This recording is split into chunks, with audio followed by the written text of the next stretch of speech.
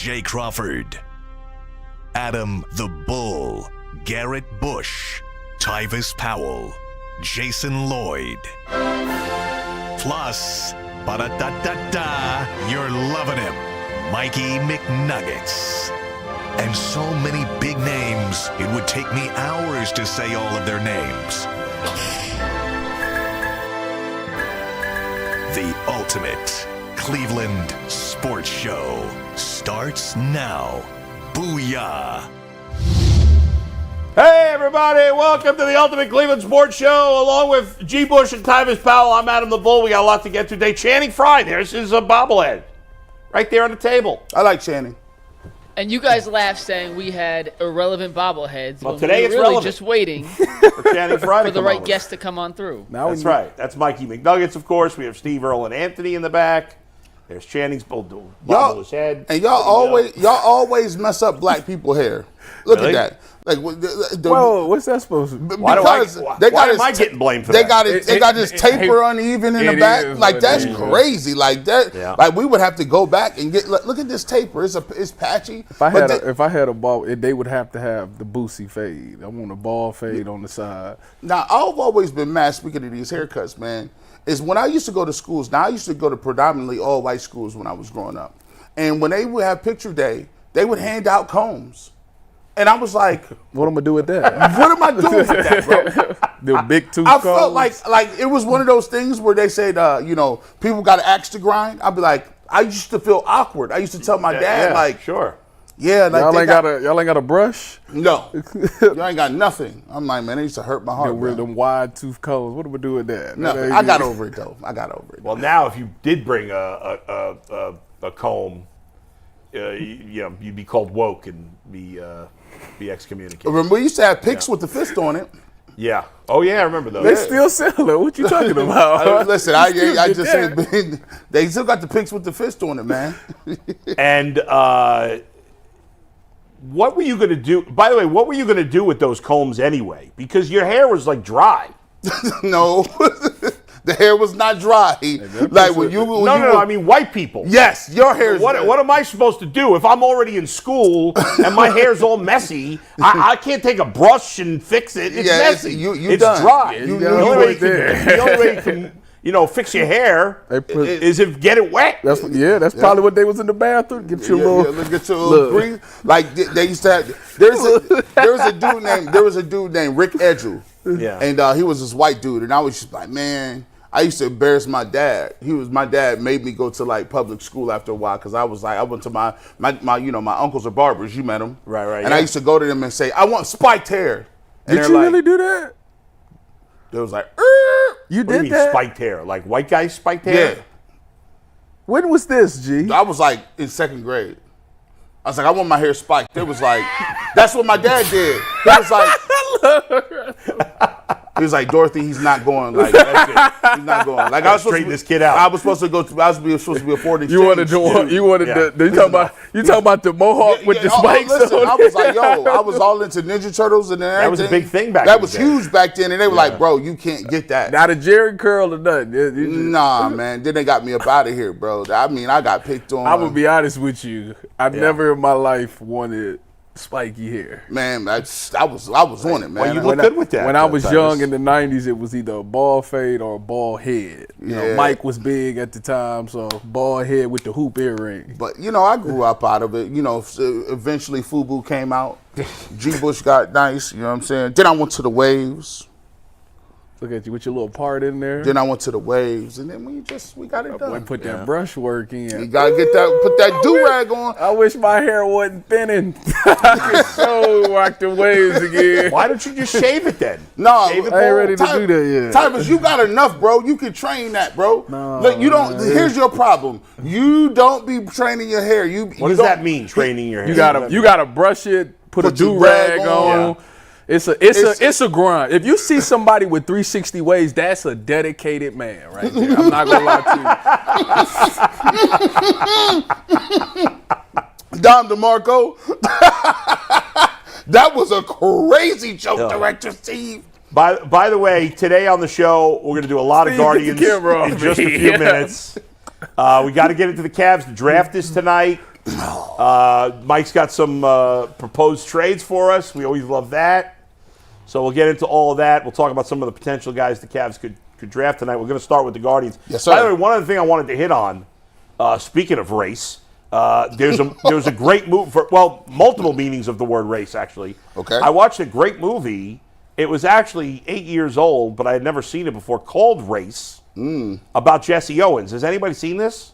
No. Where you all been? Under Nobody has seen this movie. I hadn't seen it either. You literally saw it yesterday, bro. How are you going to be mad at us for not seeing this movie? Well, I was including myself in the how have we all not seen this movie? And you're right under Siskel and Ebert for like movie reviews, bro. You watch everything. So I had not even heard of it, but I happened to put on it was over the weekend. I happened to put on Netflix and I see this movie Race. And I'm like, what is this? So I was like, this is the story of Jesse Owens. Is it a movie or is it a documentary? No, it's a movie. I mean, there's a documentary about Jesse Owens also, but this is a movie about him. Who's Owens? Who played Jesse? It's not a big actor. I can't think of his name. I'd seen him before. He's Canadian. I can't think of the guy's name. They had a Canadian dude playing Jesse? Yeah, which is weird. But you wouldn't have known it. What we doing? What we doing? I mean, Gee, what's going on? It's not like he's from Australia. I mean, Yeah, It's a Stephon James. Do you know it's Stephon a James. rap beef right now between a Canadian and the black man? Don't even get me started on this. I mean, this thing is just crazy right now. when it gets to you know it's big when it gets to Bull. Yeah, I mean, Like, that's it. when it gets to the level of Bull, like the world knows about it. By the way, did you know there's breakdancing in the Olympics this year? Yeah, I did. I found that that. I crazy? found that out yesterday Hey, or man, 2 days. I'll 2 tell days you ago. what. Watch out for the Asians. Watch out for North Korea. Really? South Korea. Does North Korea compete in the No, Olympics? I'm just playing. No, They're not competing. But watch out for them. Korea is really good. They can really break dance. Philippines is really great. That's gonna be like, who's judging that? Well, it's gonna definitely be a must see. You definitely gonna tune in to see I was that. watching. I don't know if you guys saw this. Another thing I was watching. Speaking of running, I was watching the 16-year-old kid. Did you see him? Yeah, Holy moly! Quincy Wait, something. I didn't see the final though. How'd he do? I thought he won. Did he not win it? I don't know. I saw the semis 4x4. where he qualified. I thought for sure. It was the 400 'cause yesterday, meter, right? I thought he won yesterday. Oh, didn't he? maybe it was last night, and I forgot to watch it last. I saw the semis where he qualified for the Yeah, final. because he came in like third place. Kid's or 60, something. and he looks like he's I 12. swear, I thought he won it the next day. You I might thought be he right. won. We got to look it up. But the kid, I mean, he's competing against men. Those guys, some of those He's guys going. Are much I bigger tell you, than he's him. going. I know that. 44. It was the 400 meter. Yeah, it's right? 400 meter dash. 44 and the 400 is ridiculous, man. I'm gonna tell you right now, that 400, that's a grown man race right there. And this kid is. Woo, he's 16. Yeah. I saw him get interviewed. I'm like, that kid. He sounds He like said he's 13. he said he can't even get his driver license Yeah. now because it's. And then I saw the women's 800 meter semifinals, which was at the finish line. These two women collided, and one of them went flying on the ground. And I didn't she see made this. it. By the way, McNuggets, are we gonna have exclusive Olympics coverage here? Are we gonna do medal counts and breaking news? What are we gonna do? This is the first Olympics, right, in the UCSS era. It I don't is, know how and cover we it. are affiliated with KYC, who's Yeah. an NBC station, That's which true. carries the Olympics. So I'm sure we'll do something. Yeah. We're also today on today's show going to hear from Bull as a Little League coach. We mic'd him up for a game last Yeah. week. I'm not really happy right now, to be honest. We got off to a great start. Our team is completely falling apart. We're playing terrible baseball. It ain't funny. You We'll save not it to funny, the end. Yeah. Save it to the end. But we're going to start. We got a FanDuel ticket, then a read, then we're going All to right, get to the everybody go see or watch the movie Race. And I went to the movies this weekend, saw a movie called Thelma, which was hilarious. Not Bad Boys 4. Hilarious. No, I'm done with Bad Boys. They said it's the second best one. I'm not buying it. I didn't think the last one was very good, and I was like, Well, I'm they not say gonna that see was the another worst one. Yeah, it was. They say this one is it's Bad Boys 2, 4, 1, and 3. They're doing another Friday movie, by the way. Well, One we're going to more. start with Go our ahead. FanDuel ticket of the day. Yeah. And this one comes from Carmen Santana, who tweeted at us and said, I thought my husband was crazy for playing this parlay, but it hit, so I guess he's not so crazy. This was a 4-part home run hitter last night parlay. Jose Ramirez, Bryce Harper, Aaron Judge, and Shohei Ohtani. They all went yard. Yes. And that two of those turned four guys are on $5. my fantasy team. That turned $5 bowl into $1,246.75. Yeah, that's a good deal. A massive return on a $5 bet. So shout out to Carmen Santana's husband for winning Shout out. $1,246.75. If you have a FanDuel ticket, make sure you guys send it in to us so we can feature it on the show just like that. And with that, G, a reminder that FanDuel is the official sponsor of the Ultimate Cleveland Sports Show. You guys know I love sports. I love them so much that I never want them to end, but as the playoffs wind down, we get fewer and fewer games, and the sports they're not sportsing like I want them to. But thanks to FanDuel, it lets me keep the sports going whenever I want, because all I have to do is open the app and dream up bets anytime I'm in the mood. And this summer, FanDuel is hooking up all customers with a boost or a bonus daily. That's right. Every day, everyone gets something, whether a boost or a bonus, all summer long. So head over to FanDuel.com/UCSS and start making the most out of your summer. FanDuel, the official sports betting partner of Major League Baseball and the Ultimate Cleveland Sports Show. So the kid didn't win, by the way, the 16-year-old. He didn't? He finished in 6th, so he did not make the Olympic team. Dang. But just the fact that he's competing with the greatest runners in America at 16 years old is nuts. One other thing we got to hit on very, very quick. Have you seen Antonio Pierce's wife, or about to be ex-wife? No. Top 5 hottest women on the planet. Let me look her You gotta look at it. She's Antonio Pierce, the Raiders coach? Yeah. Because there was a story about them getting divorced. What's the matter, Mike?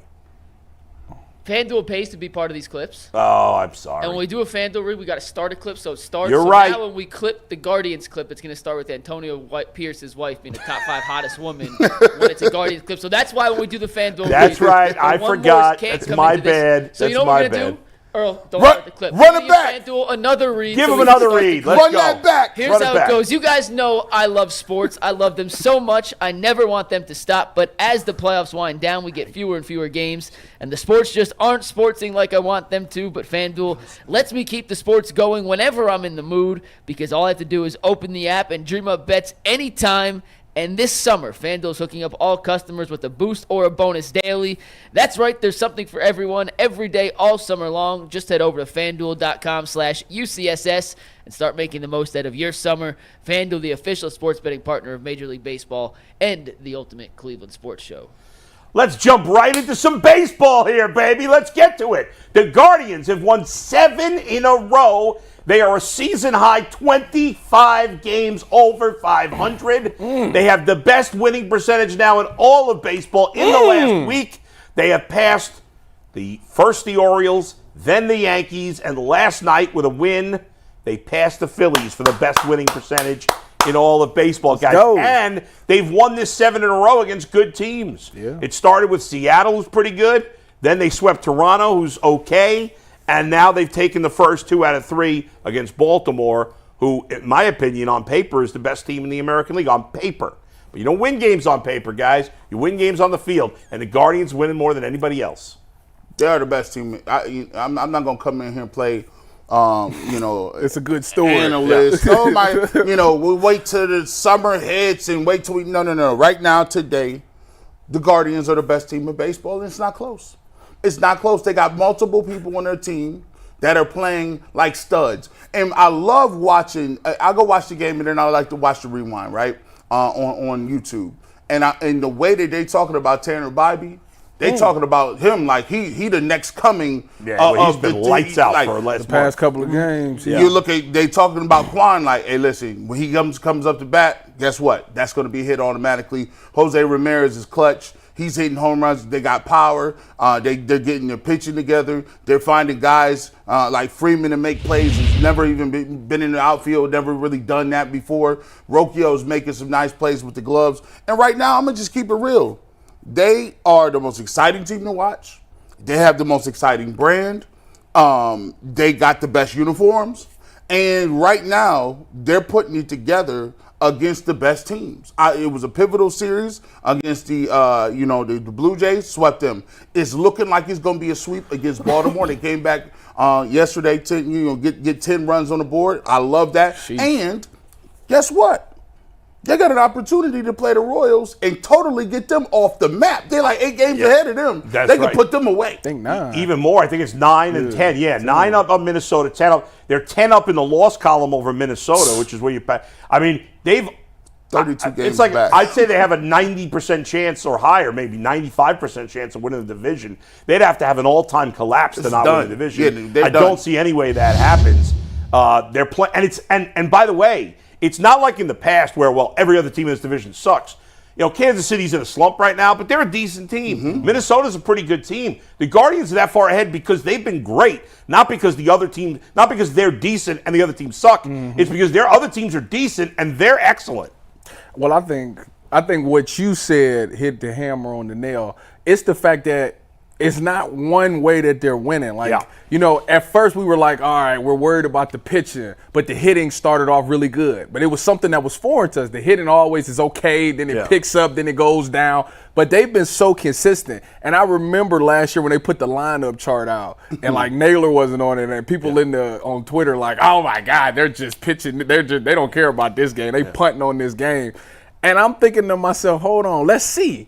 And then you get a guy like Gabriel Arias who goes out there and has 3 hits, 3 RBIs. And it's like, I see why, where Jason was like, I think he's the better athlete. And don't get me wrong, Rocchio has been balling. I mean, he made some plays defensively that I was like, that boy on his way. But you see why these two guys are still competing for that spot, because they have that potential to really be great in this lineup. And then you got guys like Tyler Freeman that's still out there balling. Jose is playing out of his mind right now. I see why he said the Barry Bonds thing. I ain't saying he's as good as Barry Bonds, but in his mind, he feels like he got something that he's aiming for, and he's backing it up every time he goes out there. And then for the pitching, Logan Allen is hit or miss. I thought he had some solid innings. Obviously, he gave up, some big hits, but he was able to get through a couple of innings that I thought, okay, some of his pitches was really good. He's got to pick that up, and the pitching is still the part to me that gets him. But they're doing just enough to win these games. To whereas last year they solely reside on pitching. The pitching got to be phenomenal for us to win. Now it's like, all right, the pitching ain't gonna be that good. Don't worry about it. The offense, we gonna hit today. Or vice versa. And then I think that's what makes this team so special, because they can beat you in 2 different ways. And if they ever put it together where everybody's clicking on the same page in the playoffs, you can forget about it. It's over with. And I am on record last Friday saying that if they win the Baltimore series, then I legit think they are a World Series team. And I stand on that. You can't tell me that I'm wrong when I say that. And they don't got Gavin Williams yet. He ain't even pitched no games yet. Yeah. No games. And by the way, the example of what you guys are talking about of doing it different ways, they just did it the last 2 nights against Baltimore. And on Monday, they won a pitcher's duel. They won 3-2. 3-2. Last night, when Allen struggled, they won 10-8. And by the way, Josh Naylor was not in the lineup last night. They gave him a day off. Stephen Kwan was only 1 for 5, which for him is a bad night. He messing me up. And if you look at Kwan, Frye, and Jimenez, 3 of their better players, right? Jimenez didn't get a hit. Nope. Those 3 combined to go 2 for 14. And they still scored 10 runs with those 3 guys going. The only guy of their top 5 hitters that had a good day, 3 of them didn't do anything. Naylor didn't play. Obviously, Jose had a good game. But the bottom of the lineup, Bo Naylor, who's getting hot all of a sudden. He's over the Mendoza line, Bull. 202, baby. Yeah, but we have life. He's batting close to 500 in the last 5 games. No, I know, but I'm Showing some power. He's over 200. Yeah. He was at 170 for most of the season. I'm taking him right. for it. His I'm taking average. him for a Yes. dinger tonight. I think he's going to have a big second half. So, bottom 3 in the lineup, Naylor, Arias, and Rocchio, combined to go 7 for 11 with 5 runs scored, 5 RBIs, 3 extra base hits, and that's it. But when you're getting That's contributions... That's it. If you get that from 7 through 9, you're going back. No. I thought there was a stolen base there. I was going to add that. That's why I said that's it. But when you're getting contributions from the bottom of the lineup, which the Guardians for the last few years have not gotten any, and listen, they're not consistently getting from the bottom of the lineup, but the top of the lineup has been so good. And again, I'm going to keep saying it. They need another pitcher. They need one more bat. But they're close. They are a World Series contender. There's no doubt. But they shouldn't be satisfied with this. No. They need to keep pushing. Everybody, the ownership and the front office need to go all in, and they got to trade whoever they got to trade to get those 2 more pieces. I would be shocked if they didn't address. I hope so. I hope you're right. If they go into this playoffs with this pitching rotation, I would be shocked. I I really would be like shocked, you can't. too. Like, don't get me wrong. Like I said, you getting bailed out from the offense, but in the playoffs, it's so like one wrong pitch, and that's it. It could be 1-0 for the game, and that's it. All it took was one pitch. So you got to make sure that they are locked in. And like I said, Tanner is solidified to me. Gavin, we'll see, but the rest of the lineup. Yeah, it's a big question. You don't know. Lively's You just don't know. Lively's pitched well, and the way he's pitched, you say, okay, I could live with him as my fourth starter in the playoffs. But I don't trust McKenzie, Allen, or Carrasco in a playoff series. No, they giving up. And they giving up too many home runs. Bybee, great. I'll lose Lively as my 4. I need 2 more guys. Hopefully one of them's Gavin Williams, and then I got to trade for the other. Did the Orioles hit 4 home runs last night? I don't remember off the top of my head. Santander hit 1. I think they hit 4. Henderson hit 1. Did Westberg hit 1? Back. I think they did hit 4. Yeah, I think we had 1 today 4. Usually if somebody hit 4 home runs, you can forget about it. Yep. I think we tripping a little bit. We ain't even talk about this. I think right now Jose Ramirez is on pace for his best season. I mean, certainly power-wise. He had 39 home runs in 18. Right. What's his most he ever had? 36 in 2021. The most he's ever had is 39. Right. And that was in 2018. He's on pace for about 45. And you take a look, like, I mean. 72 ribbies. How many games has Jose Ramirez played? Jose this season. I mean, he's averaging about an RBI a game. Yeah, he's second in Major League Baseball behind Aaron Judge. This year he's played 74 games, has 72 RBIs. Yeah, I mean, he's averaging about an RBI a game. That's crazy. The most he ever had is 126 in 2022. Yeah, he's on pace. He's on pace for 160 right now. That's 156 right now. Oh, sorry. No, I'm just giving you the exact. I hear you. Number. Thank That's you. the Yes. exact pace. Yeah. He's right now. He on another level. Yeah. Yeah, I mean, if it were not for Aaron Judge, he'd be the MVP. I mean, he's probably second for MVP right now. How many home runs Aaron Judge got on the season? 20. He hit a grand slam last night, had 5 RBIs last night. Although they were meaningless because they were losing big and they lost. On the season, he has 29 home runs, 4 more than anyone else in baseball. He leads Major League Baseball in RBIs, 3 more than Jose. He also leads baseball in OPS, and he's hitting. His OPS is significantly higher than anyone else. Listen. I mean, And he's hitting he's hitting 304. He's the best player in baseball. Can you have empty home run stats? No. That's not fair. Yeah, that's not fair. But there's no such thing as empty Bad stats job, in baseball. Aaron Judge is, and I'll give this to Aaron Judge too. I think he's the most likable Yankee of my lifetime because I hate the Yankees. But I don't hate Aaron Judge. He's a cheater. Not because Whoa. See, Yeah. listen, I can't say cheating in baseball. Yeah. He's a clean cheater because he's like 6'6". I mean, he's like Myles Garrett. And his plate coverage is he can stand in the dugout and still get to the It's outside ridiculous. pitch. He doesn't. He's not pressed by anything. If you saw him, if you didn't know who he was, and you saw him walk out to the Browns facility in Bree, you'd be like, "Oh, we got a new defensive lineman, right?" Yeah, I mean, that's what he looks like. And he's a good athlete. I'm about to say, Yeah. hey, he be moving. He's out a freak, there. that guy. But He actually dwarfs. If you just look at the measurable stats, yeah, we think of how big Myles Garrett is.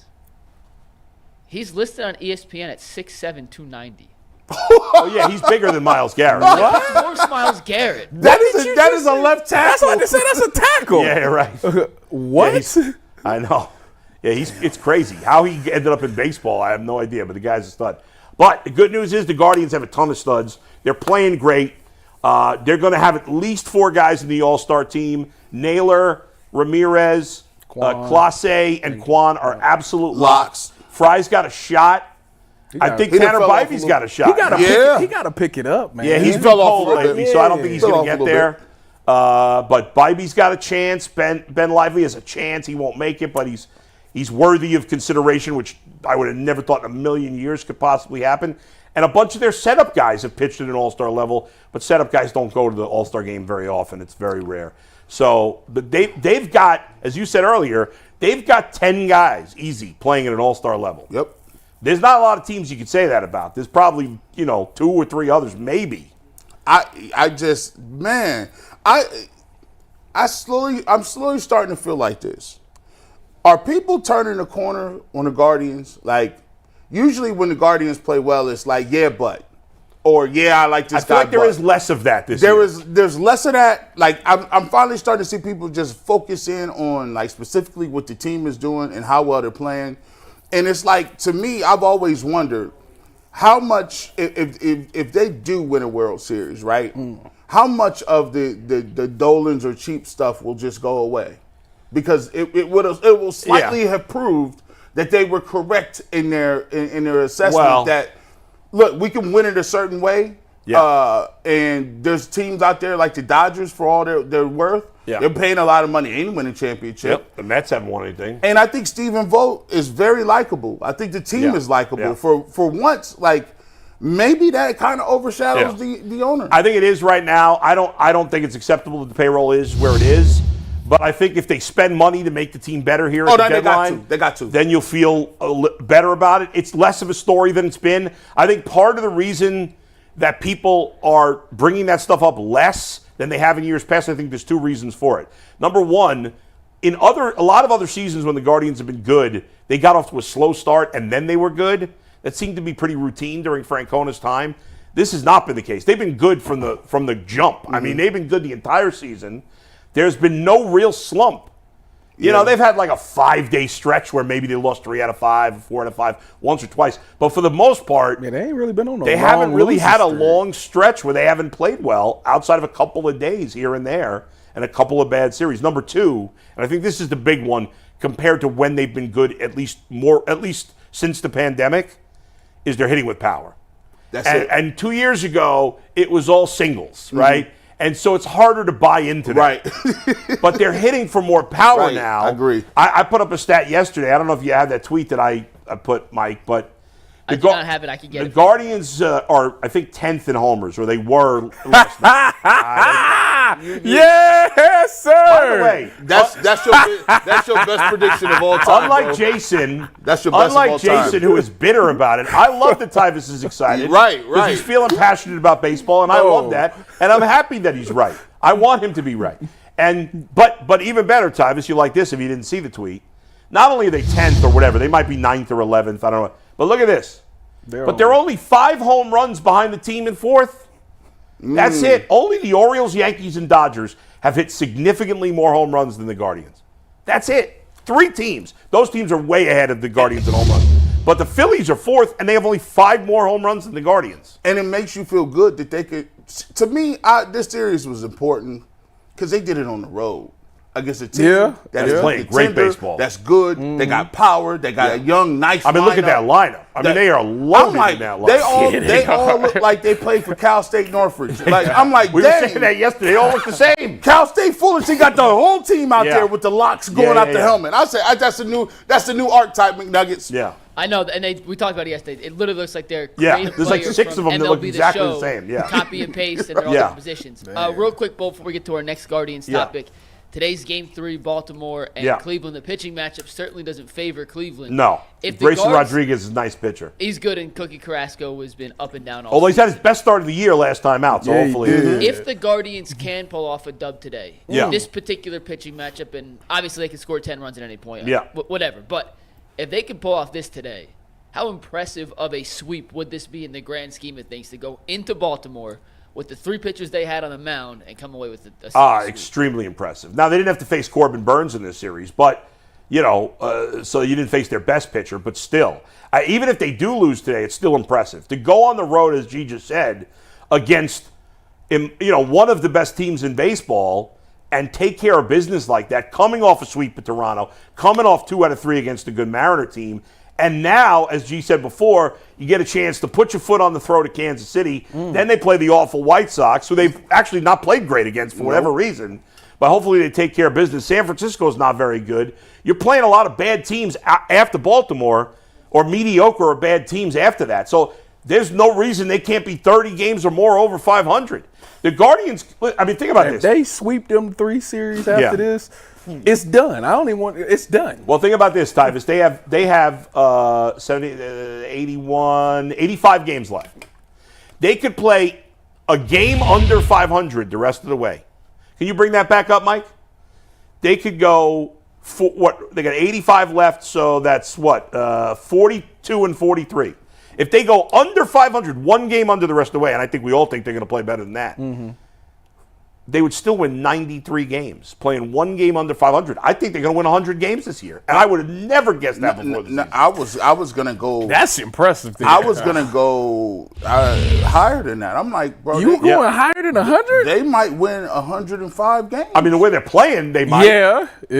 The way they're playing, they might win 105 Like he said, they games. playing bad against the White Sox. I'm They not owe gonna- them a sweep. Yeah, But they do. I'm not gonna lie.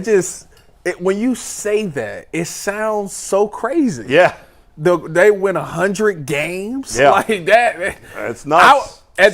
Even when they were hot at the beginning, I was like 92, 93. But Yeah. 100, and you Yeah. saying over 100? They keep beating these teams. I mean, they're on pace for over 100 right They now. are. I mean, when you, yeah. What I'm going to do? Go ahead, Mike.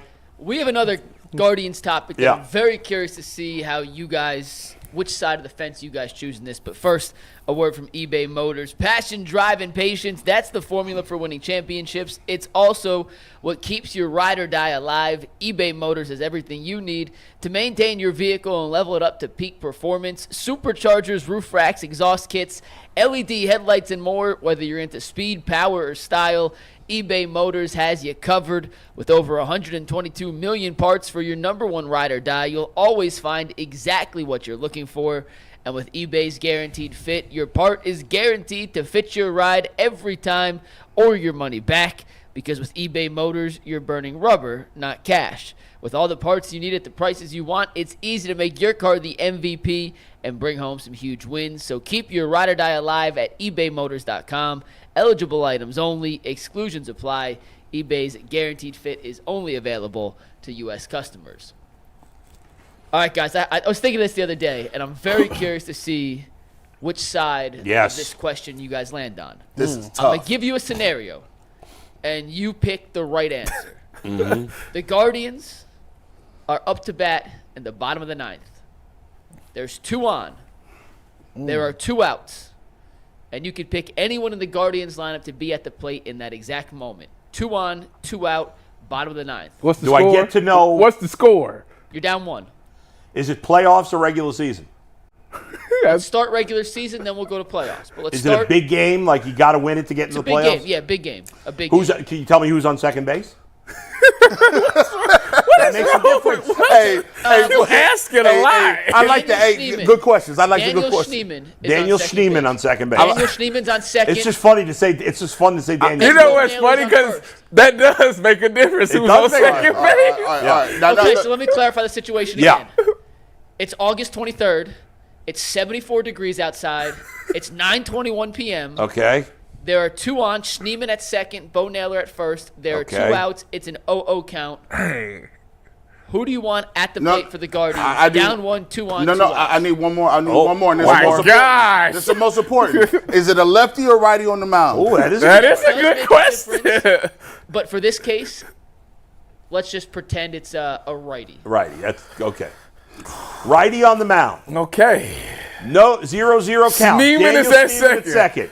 How is he running bases? Say he's average. He got gunned he's out a by sep- Santander. He's a Did 7. you see that? Did you guys see that What play? a throw. That throw was That throw was crazy. magnificent. If Schneeman is at second base, Yeah. I'm going with Jose. If it's a righty on the mound, I'm going. I'm going. What Quan hit them I'm home going runs? with Quan. When Quan hit them 2 home runs, was they righties? Do you remember? I thought the one was a lefty. I can't remember. I'm the reason. Schneeman at second, I think I'm going with Jose. The reason I go with Quan is this. Because it's like he gonna guarantee at least he gonna put it in play. He is a master. Like they can't shift him. He's gonna put it anywhere. He's not gonna swing at any bad pitches. He's not gonna be up there shook. He has enough bat speed, wrist control to pull the ball. He can slap the ball the other way. He has some surprising power. Yeah, he does. He has good speed that even if they do, he does hit it to the shortstop or third or the left side left side of the field. He still can beat out a single. Like he can have an infield hit. So to me, it's tough because Jose is a switch hitter. He has power from both sides of the plate. Yeah. He can foul a bunch of pitches off. And he just feels like he's just like flipping the middle finger to everybody. It when he's sounds up like there. you talking yourself out of it. Because Jose got nice this Not year. tell me. That's why I just said I think I'm going with Jose. Can I defer? Can I punt? I want a gentleman's punt. So we have we have one for Quan, one for Jose. No. I want a gentleman's punt the bull and see what he say first.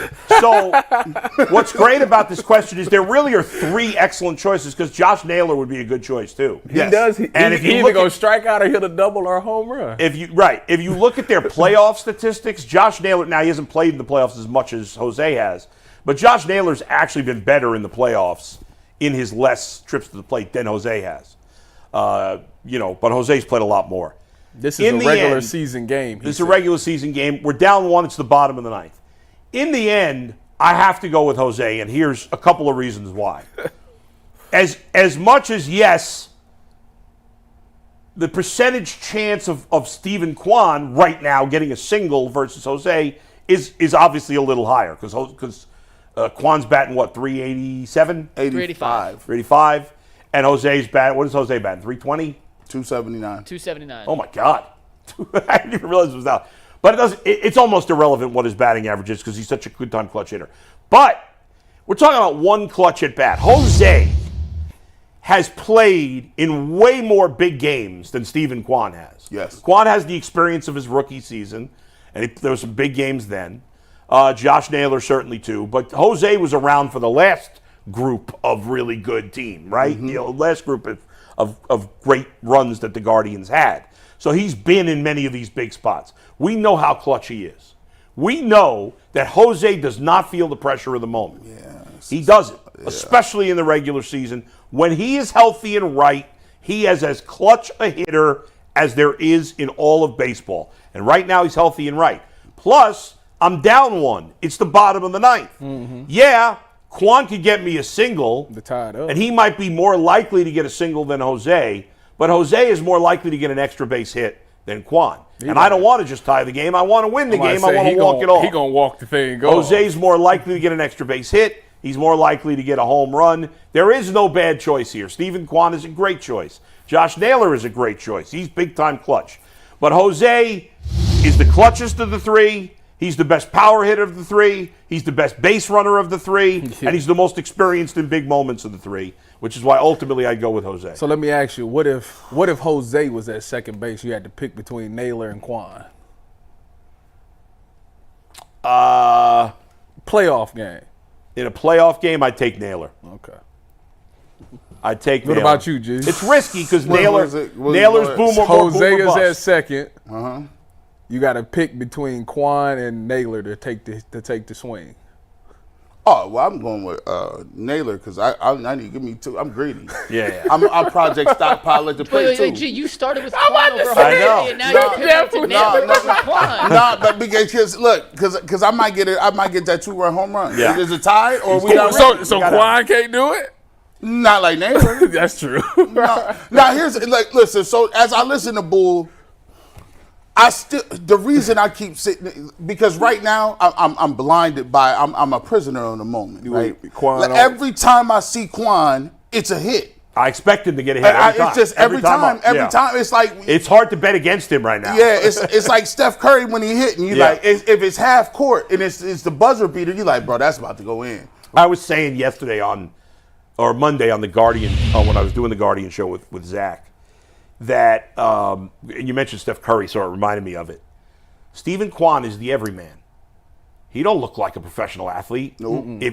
We were before the show. We were debating whether Janet Jackson could walk through a shopping mall in Cleveland and get recognized. Yes. Stephen Kwan could 100% walk through a shopping mall, At all. and some people would recognize Yeah, I him, was saying, but a lot of people would not. Yeah. He just like He's 5'8".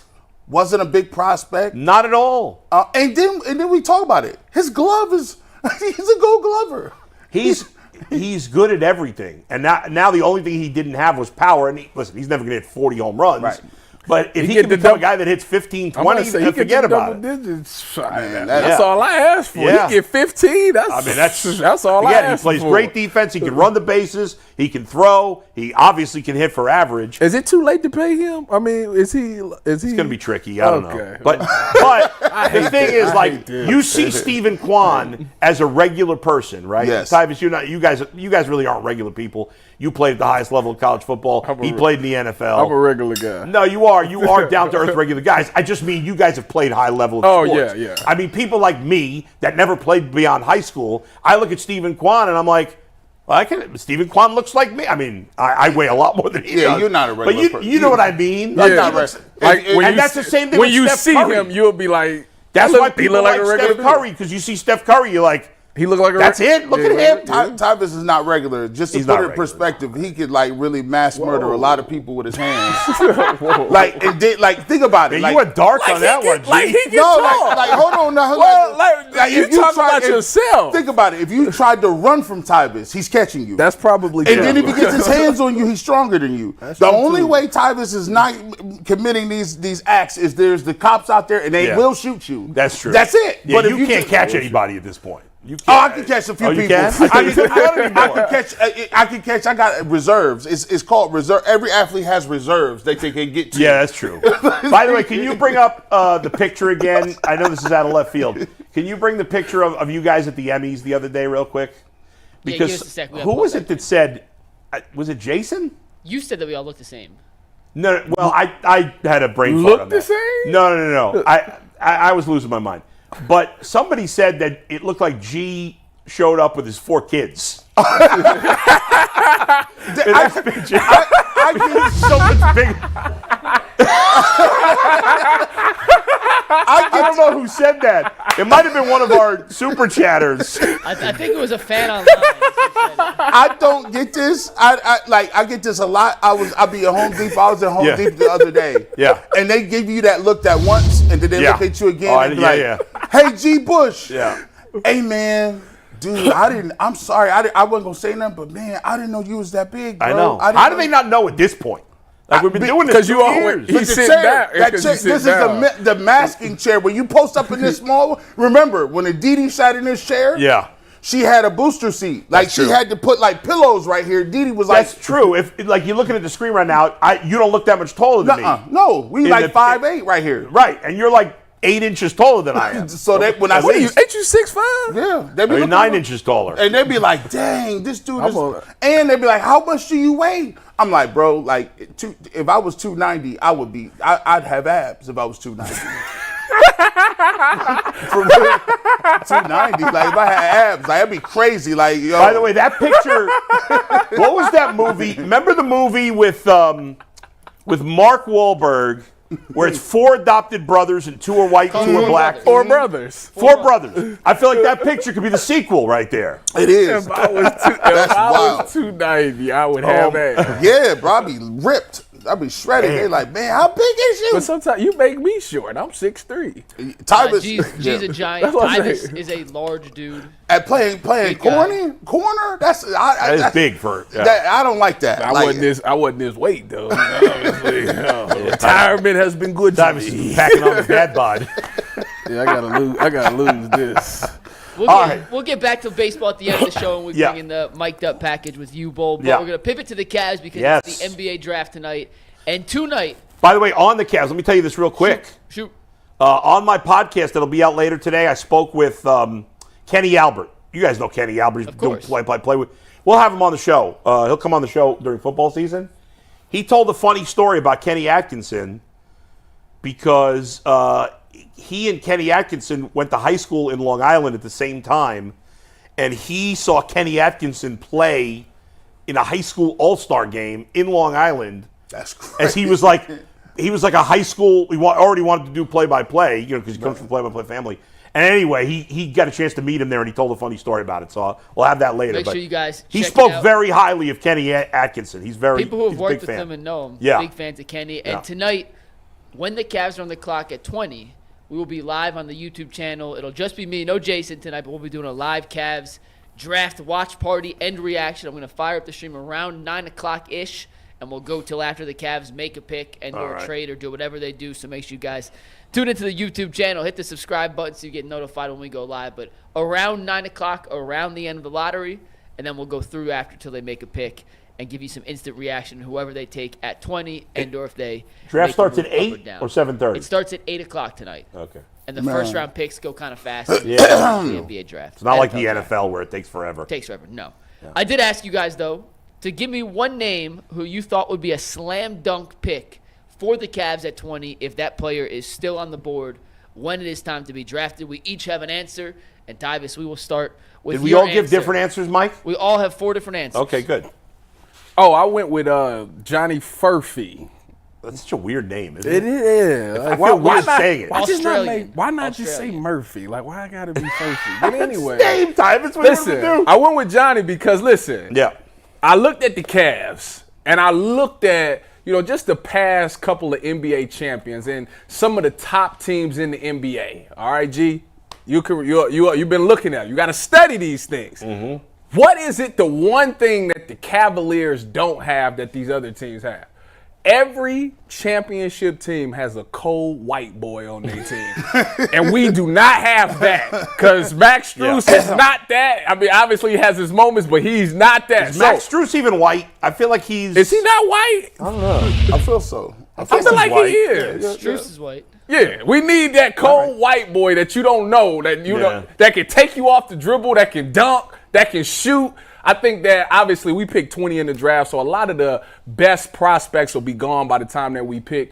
But this is a guy who was, I think he was Big 12 All Freshman of the Year, or was it Freshman All-American maybe? It was all conference freshman team. Yeah. So this Looks guy, like he's 12. The other guy from Sanford's look looking at like, yeah, you're good? That's because see, you don't know what to expect out of him. Yeah. You're gonna look at him like he a slouch, and then boom, he give you 20, and now you feeling dumb. So I think that he would be a good fit. He's 6'8". Obviously, when you think about our lineup, we are a smaller lineup, so 6'8" provides you some size right there. He can shoot the three. I think he 36%. I would imagine. This is a guy that once he gets around Donovan Mitchell, Darius Garland, these guys create some open spots for him. He'll get those open looks. Feel like he'll knock those down better. So I think he could be a really good offensive weapon. And like I said, we pick at 20. So to me, this is one of those guys that can have a high upside that you can get at 20. CWB, cold white boy. I like that, man. I like a knockdown type guy like that. Give you a little something. Since Ty Jerome didn't show up after we picked him up, That's Tyvis' second favorite player. Yeah, we haven't seen him at all. I mean, Earl's second favorite player. Yeah, Sorry, Ty Jerome, yeah. Sorry, Ty. Yeah, don't put that on me. Yeah. Don't you put that on me, Ricky Bobby. This draft is so crazy. Listen, I picked my guy off a blind resume contest that we had yesterday or the day before on Monday with Jay and McNuggets. What's this guy's name, McNuggets? Deron Holmes out of Dayton is G's choice. Give me him. I like him. Listen, He is the dude that had the best numbers. I like the fact that he can score. Look, like this dude right here, that gives me something I can hang my hat on. And I don't know if he can shoot threes. I don't know if he's going to be a Mobley-esque type player where it's like, okay, he can give me some buckets around the lane, but he's not going to give me too much stretchability. But when you look at the numbers in this draft, this dude's numbers, and by the way, Dayton is a major What position? team. What position he playing? He's a stretch big. Stretch big. Okay. So, my thing is, like, if I could get that type of they had a couple dudes from the Orlando Magic that they had some stretchability. What's the dude with the dreads name? Wendell Carter Jr. Yeah. He's not as big as Wendell Carter Jr., but similar. Yeah. What's his? I like Wendell Carter Jr. He's a good player. Similar-ish. What is his size? How tall is he? I'll pull up his About exact measurables. Hold on. 6'9" is good. Him and Mobley, you sit Jarrett down for a second. He's let him come? listed at 6'10", 235. That's even better. That's even better. 6'10" stretch. See, I take that too. Hey, look, and to me, And he's one of those guys that's gonna be at 20, be there at 20. Maybe. Listen, he's been mocked as high as 12 or 13, and he won't get out of the first round. Denver said there's no chance you're getting past him. I mean, he improved as a three-point shooter. He took 2.5 threes a game last year, shot 39% on 2.5, so not a volume three-point shooter, but certainly is willing and capable of taking threes. We're going to get to my guy later, and I'll give you my tiers for all the prospects, but Deron Holmes, is in my top tier. If he's there, I'm he's one running of the up two there. guys I think are must or can't pass, I guess, at 20 if he's available. By the way, show his picture again. You know who he looks like? He looks like when you go to the pool in a white neighborhood and there's one black lifeguard with all the blonde, blue-eyed lifeguards, and he's the one black lifeguard. I thought this was going somewhere else. I thought this thing that was going to go somewhere else. Yeah. Like Tyvus, but No. it didn't go the way I thought it was going to go. So yeah, shout out to the black lifeguard. I wasn't expecting it either. Yeah. That's it. That's all. Oh, your guy. Who you got next? All right. Listen, the Cavs need some flexibility, right? And that doesn't make sense when we show the guy who he is. He's not really flexible. But the Cavs need the ability to potentially trade Jarrett Allen in the right deal. And if they do trade Jarrett Allen, they're going to need a big guy. Well, this guy's the biggest guy. Now, I don't know how his game is going to translate to the NBA, but I know he has one thing that you can't get. That's hard to get. Size. He's 7'4" and he can play. Zach Edey. It's Edey, right? That's how you say it? Yep. This guy obviously was a monster in college. Now, again, I don't know in this NBA when there seems to be no post play from big guys anymore. Like, this guy would have been a good player in the 80s and the 90s. He'd have been the first pick of the draft. Right. I don't know what he's going to be now. But I know it's not easy to find a guy that big that can score like he can. And there's if Kenny Atkinson can't find a way to use this guy, well, then he's not the coach we think he is. So I'm going to assume they got a better coach and they could use this guy. And it gives them the ability to trade Jarrett Allen. If they got him, Also. if he actually became a shooter and was more willing to take threes, he'd be a really good player. I think his NBA career would be really good if he has the ability to step out to shoot threes and pull guys out the paint and still score and be effective inside the paint. That is typical that's what you want your big man to be in today's NBA. Yeah. Tyvus, according to all reports, he can shoot threes. They would not let him at Purdue. But in workouts, he has impressed NBA teams with his three-point shooting. If that's the case, there's no way he makes it to 20, right? Listen, I don't see it. I'm going to be honest with you. Yeah. I'm just going to be completely honest. Yeah. You trade? I draft him in the top 5. To me, I would too. I would draft him. If I'm watching all these other dudes and there's no consensus number one, right. Here's one thing I understand: you were the player of the year twice. Yeah. They can't guard you down low, and now I can see you shoot. I'm like, yeah, there you go. Right. If I'm a scout and I see that he can shoot the three-pointer, I don't care what y'all why say. would? Yeah. So he probably doesn't get to the Cavs. But if somehow he did, or the Cavs traded up, to me it's a no-brainer. Yeah, I mean, listen, we're going to do after my guy. I'll give Yeah. you my tiers. Edey's in my second tier of players, outside of Deron Holmes, who G mentioned. And then the other guy I think is in the absolute slam dunk tier, which is Tristan Da Silva out of Colorado. I've been preaching you've his been talking praises about him for a while. since essentially this process started. The dude's a connector, 6'9" wing. I know he's a little older, but he fits into any offensive system. 40%. Kenny Atkinson runs a motion-based offense. Sam Vecini, who does the draft coverage for The Athletic, called Da Silva the best cutter in this draft. So you add a guy like that with that ability on top of his ability to play in almost any offensive system. You take the montage whenever you want. But he fits to a T the Cavs' current hole on their roster with no size on the wing. So in my opinion, Da Silva, if he's there at 20, I would run to the podium. But he's probably not going to be there either, right? The mock drafts I've seen recently have him going between 12 and 16. Yeah, he's kind of bumped up because he's worked out well. Yeah. But with these mocks, you really have no You don't know. And And plus- especially this year, and I'm telling you, you look at the big board on ESPN or The Ringer, and then you talk to teams, and there's no consensus whatsoever. The only thing people know for sure is Alex Sarr is going number 2. Outside of that, no one has any clue what's going on. And plus, his name sounds good. When who's you going number imagine, one? Yeah, it when you does. imagine Tristan Da Silva is out of his mind. Yeah. With the dagger 3. How tall Picture is Mike he? Green calling that name. Yeah, I can just bang. How tall is he? Da Silva, Yeah. 6'9" with a 7'1" wingspan. I might run up to the podium. Yeah, I for would that run too. that one up there. Run that to the podium. So my tiers, Sheesh. real quick, and then we'll move on to some Jarrett Yeah. Allen trades, and then we'll get into the reaction to the Mikal Bridges, because we got Shannon Frye coming on. We want to spend some time with that. My 3 tiers tonight: slam dunk picks, top tier. 2 guys we mentioned, Deron Holmes and Tristan Da Silva. My second tier, guys, picks that I think are good picks. Edie's on that list. Khalil Ware out of Indiana, high upside but question marks, but his talent is tantalizing. Same with Tyler Smith, a 5-star recruit. Bub? Guy's name is Bub? His name's Carlton Carrington, goes by Bub, and he's more of a combo guard. He's the most consistently mocked player to the Cavs in all these drafts. Those are my tier 2 guys, and my tier 3 guys, just to round it up. Not my favorites, but they've been tied to the Cavs in one regard or another. Is Keyshawn George out of Miami, Kyle Filipowski out of Duke, Cody Williams out of Colorado, and Ryan Dunn out of You Virginia. didn't even What's mention the- Tyvus's guy. What's the odds? I don't like Furphy, I'll be honest. What's the odds Why would you that lie? we end up with one of those guys? Well, I just named 10, so I hope. No, I'm talking about not your favorites. That group 3. Yeah. George has been mocked to the Cavs by a good number of people. Filipowski's been in for 2 workouts, I believe. Chris Fedor's written about Filipowski, and obviously Chris is locked in. So there's a chance. They're not necessarily bad picks, just not my favorite prospects in terms I wonder if the Cavs are guys. considering, if there's a couple of guys they really like and they're afraid they're not going to get to 20, trying to trade up. You know, even if it's to It 10 wouldn't or shock me. 12 or whatever. This is if you like a guy in this draft, I've Yeah. said this about every team. This is the draft to trade up, because you have no idea who's going to fall to you at 20. Right. But according to Chris Fedor's article this morning, they have 12 guys they feel comfortable taking at 20. And But it's possible they're all gone. I guess, but you would assume they're not looking at the top guys who they know for sure will be. Oh, okay. Well, I So- didn't. All right. Yeah, I don't yeah. think they're including Saw or Klingon, like those guys who have Guys no they chance think of have. falling.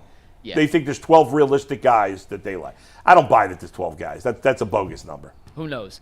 Well, we will be live on the Ultimate Cleveland Sports Show channel with an Ultimate Cavs show for live reaction. Make sure you guys tune in. We'll talk Jarrett Allen trades in 1 sec after a word from FanDuel. I love sports. I love them so much. I never want them to stop. But as the playoffs wind down, we get fewer games, and the sports just aren't sportsing like I want them to. But FanDuel lets me keep the sports going whenever I want. All I have to do is open the app and dream up bets anytime I'm in the mood.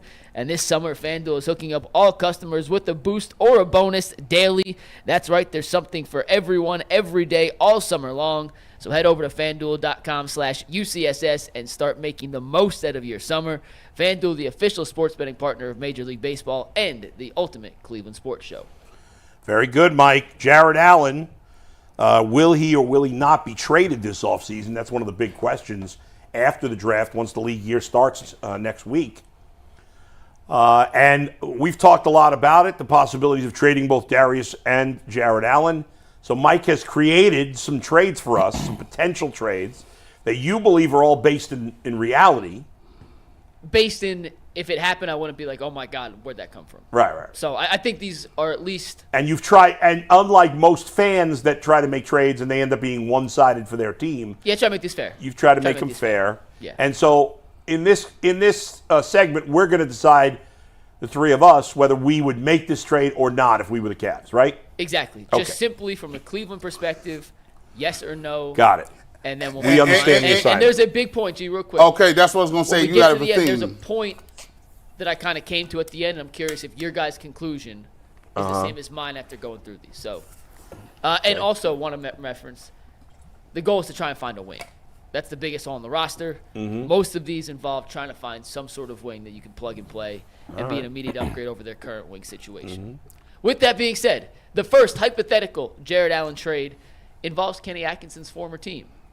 If the Warriors called the Cavs and offered Andrew Wiggins, Trace Jackson Davis, who was a promising rookie last season, a big man, and a 2025 first-round pick, so not a pick in tonight's draft, but a pick in next year's draft, would the Cavs accept the trade of Andrew Wiggins, Trace Jackson Davis, and a next year's first Yes. for Jarrett Allen? Wouldn't it be Yes. ironic if Andrew Wiggins ended up back with the That'd Cavs? be great. Yeah, it would Yes. How good? You know, I didn't even pay close attention to Wiggins. How good was he this year? He wasn't Not that great. great this He was season. not great. Didn't he have personal problems a lot of the year? Like, was He out? did. He was in and out. His. So what's going on with him? Like, what do you think of him as a player right now? Well, last year he was, or was it last year or 2 years ago? He was really good. I mean, Last year, he was the reason they won the yeah, finals. he earned his check. But So what happened this past year? He his best friend died. No, his best friend like slept with his girl and had a baby with her. What? And he thought it was his kid, and then he found out that it was his best friend's I didn't know anything kid. about that. So like it That's messed him messed up up. mentally. Yeah.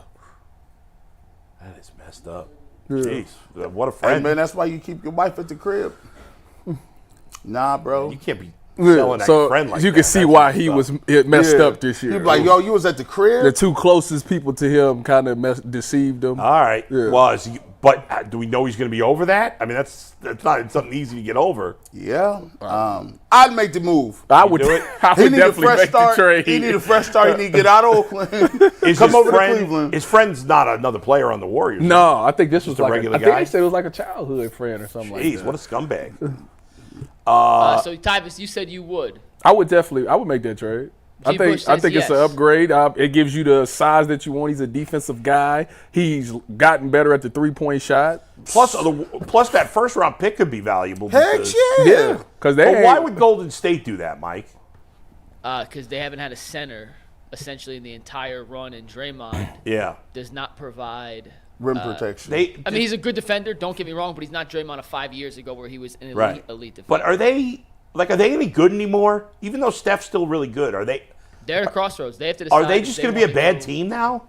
They're at a I mean, there was a report from Russillo and Bill Simmons yesterday that said they might be willing to offer Paul George a max 4-year contract to try and extend this window. So, I mean, they could go either way. I think the Cavs seems like they're getting too much in that trade. Why would the Warriors, a team that might have to rebuild, trade a first round? That would have to be a protect. They would protect that And first you round said pick, you no? got the dude from Jackson Davis on there too. He's a good rebounder. That's a good rebounder. See, I don't think the Cavs would do that.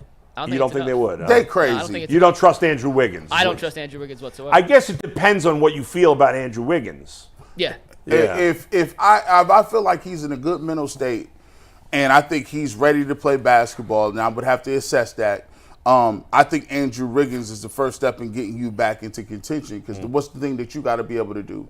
You either got to guard Tatum or you're going to guard Brown. Right now, the Cavs don't have anybody to guard either one of them. Yeah. You got to at least be able to take one of them dudes out of the game. At least one. And, by the way, if you get Wiggins, think about what that means for Mobley. Now you have a rim protector that can switch off. Now you have Wiggins that can switch off. Now you look a little bit taller, a little bit bigger. I just like the overall makeup of the roster more. You know what would happen if this trade happened? Jarrett Allen would go to Golden State and learn how to shoot threes. That'd be disgusting. He'd be a 3-point shot. That'd We'd be be looking like, disgusting. For some really? reason, when G was talking there, you said a little bit taller. I started thinking about that song. Remember? I wish I was a little bit taller. I wish I was a baller. Who was I wish that? I have a girl. If I did, I would call her. I don't know nothing about that. It was Skilo. Skilo. So, Bo, would you Man. take the trade or no? I'm going to say no. So 2 no's, 2 yeses. You and I say no. G and Tyvus say yes. And what's the chat consensus? What's the chat talk about? Look like Chat doesn't want this one. Chat says no. All right. All right. Trade number 2. Yeah. If San Antonio called the Cleveland Cavaliers and offered Zach Collins, a stretch 5, Malachi Branham, Go Bucks. top 20 pick last year, wing, and the 8th pick in tonight's draft, that would give the Cavs 8 and 20 tonight, what would Koby Altman respond? I don't know much about. I know Branham and I know what to pick, but what about? Zach Collins is a solid stretch 5, nothing special. I would but not a do solid that. stretch 5. I would not make that. And the trade. 8th pick in this draft, you theoretically could say, I'm not getting Edie or I'm not getting De Silva at 8. Yeah, man. Those guys Who could be knows? gone, Yeah. and then you're left with like that 20. And you could be with 8 and 20 and be like, well, these are role players. No, I'm not making that move. Tyvus? I love Malachi Branham. Go Bucks. No, I'm not making it. So we all agree no. With that being Not said, enough. We all are in unison. Nah. So what if Koby Altman says that's not enough, and then San Antonio responds with this counteroffer: Keldon Johnson, Zach Collins, and the 8th pick. So a more proven commodity at the wing. You have to add George Niang's salary in there to match salaries here. But Keldon Johnson's a much more proven wing than Malachi Branham is. Whether you like him or not, it's up to you, but he certainly proved more than Branham has. plus cons in the 8th pick for Allen and Niang. Nah, Is that enough? I still wouldn't do it. I'm cool. Because Jarrett Allen is he's going to get, you can count on 16, 17, and 10 every day. Yeah. Twice on Sunday. And you got a rim protector. Got a point there. And you don't got to run plays for him. It's too much unknown with the left side. Like the right side, you know what you're getting. I need punch. I need I need somebody. If I'm gonna give it that out, I need somebody else who come in and be like, oh, I know exactly where he going right here. I don't. So we're all no on this one, Mike. I You also too? would say no. By the way, so I have said no to all 3. Bull has said no to all 3. Tyvis and G said no to the Spurs trades. Said yes to the Warriors trade. Trade number 4. Before you take this, Steve, let's say you can't find a perfect wing, right? Okay. So then you have to pivot. Okay, what else could you use? How about a secondary ball handling guard that brings a legitimate defensive presence and tough guy mentality to the team the Cavs have lacked? In theory, what if Memphis called Cleveland and offered Marcus Smart and their first-round pick next season for Jarrett Allen? It's not a wing, but Smart could be a secondary complementary guard to both Donovan and Darius. He guards much bigger than his stature, a streaky shooter. He was the heart and soul of those Boston teams and brings that dog mentality the Cavs Although they won have without not him. had. I was about to say, it's ironic he leaves and they win. Yeah. How did he have? What kind of season did he have? He was hurt for most of the season. Nope. And how old is he? I think 29. I'm a Double pass check. on this one.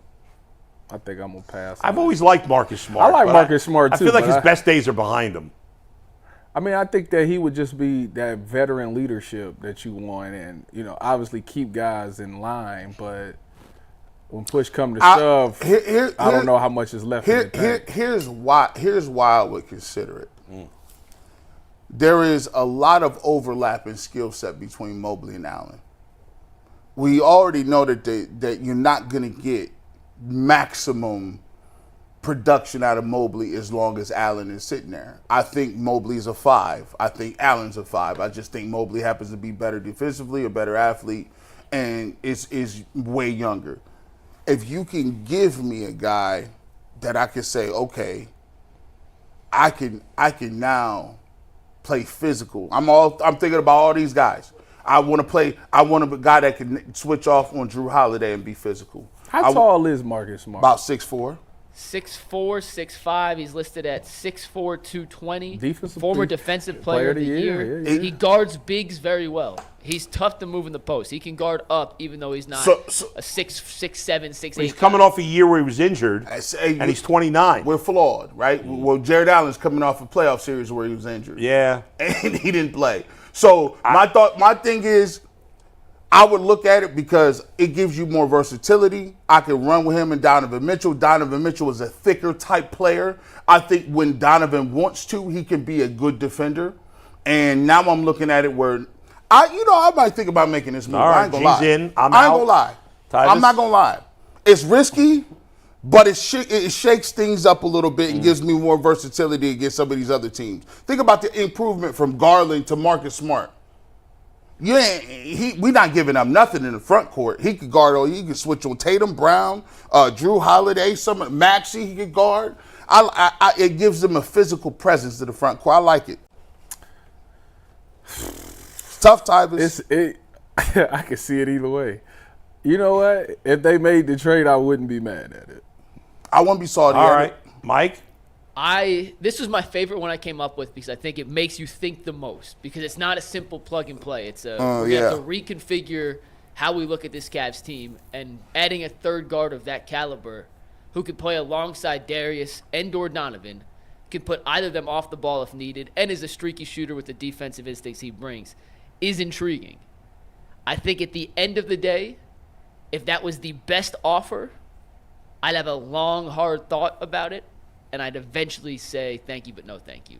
I think I would actually turn that down, but I would think long and hard about this. And Ant, what's the chat's thoughts on this trade? Chat's pretty split on this one, but it looks like there's more yeses than nos. All right. More yeses than nos. By the way, If Marcus Smart were younger, I'd be in on this one. I don't like 29 and coming off an injury. But that wouldn't be my only trade. Yeah. My trade is like, I just got Marcus Smart, but I'm trading Darius Garland for Brandon Ingram. So my lineup is Brandon Ingram, Donovan Mitchell, Evan Mobley, Marcus Smart. And now I got Marcus Smart and Ingram who can't stay healthy. Yeah, that's a try. That's risky. That's risky, but we did start Max Strus. That's true. Who was healthy in game. Risky starting him. G, you mentioned Brandon Ingram. That is the next hypothetical trade. These salaries match up perfectly. Jarrett Allen and George Niang for Brandon Ingram. If that was offered to the Cavs, would Cleveland say yes or no? Yeah, I would do that. Yeah. That's the first one I would do. yeah. Even though the injuries make you nervous because he's missed so much time. Hey. You're laughing. I'm laughing because it's like the Cavs would do that in a heartbeat. Personally, I'm not a big Brandon Ingram fan. I just don't like the not being healthy, and I don't like the fact that sometimes he don't show up. But, And he is a volume two-point shooter. yeah, so that part gets me. But Are you concerned about, like, Kenny Atkinson's all about analytics and taking smart shots, and the long two is not a smart shot. No, and the one thing with Ingram, more than his play style, is he wants a $200 million extension. And that's where you're committing. And if you get Brandon Ingram, You got to sign him. you have to sign him long term. Right. And that puts you into the first apron of the luxury tax, and then you're restricted in other moves. So Ingram would be really the move you make. With that being said, I also would say yes to this deal if it was offered, because I think Ingram is the best wing you could get back for Jarrett Allen.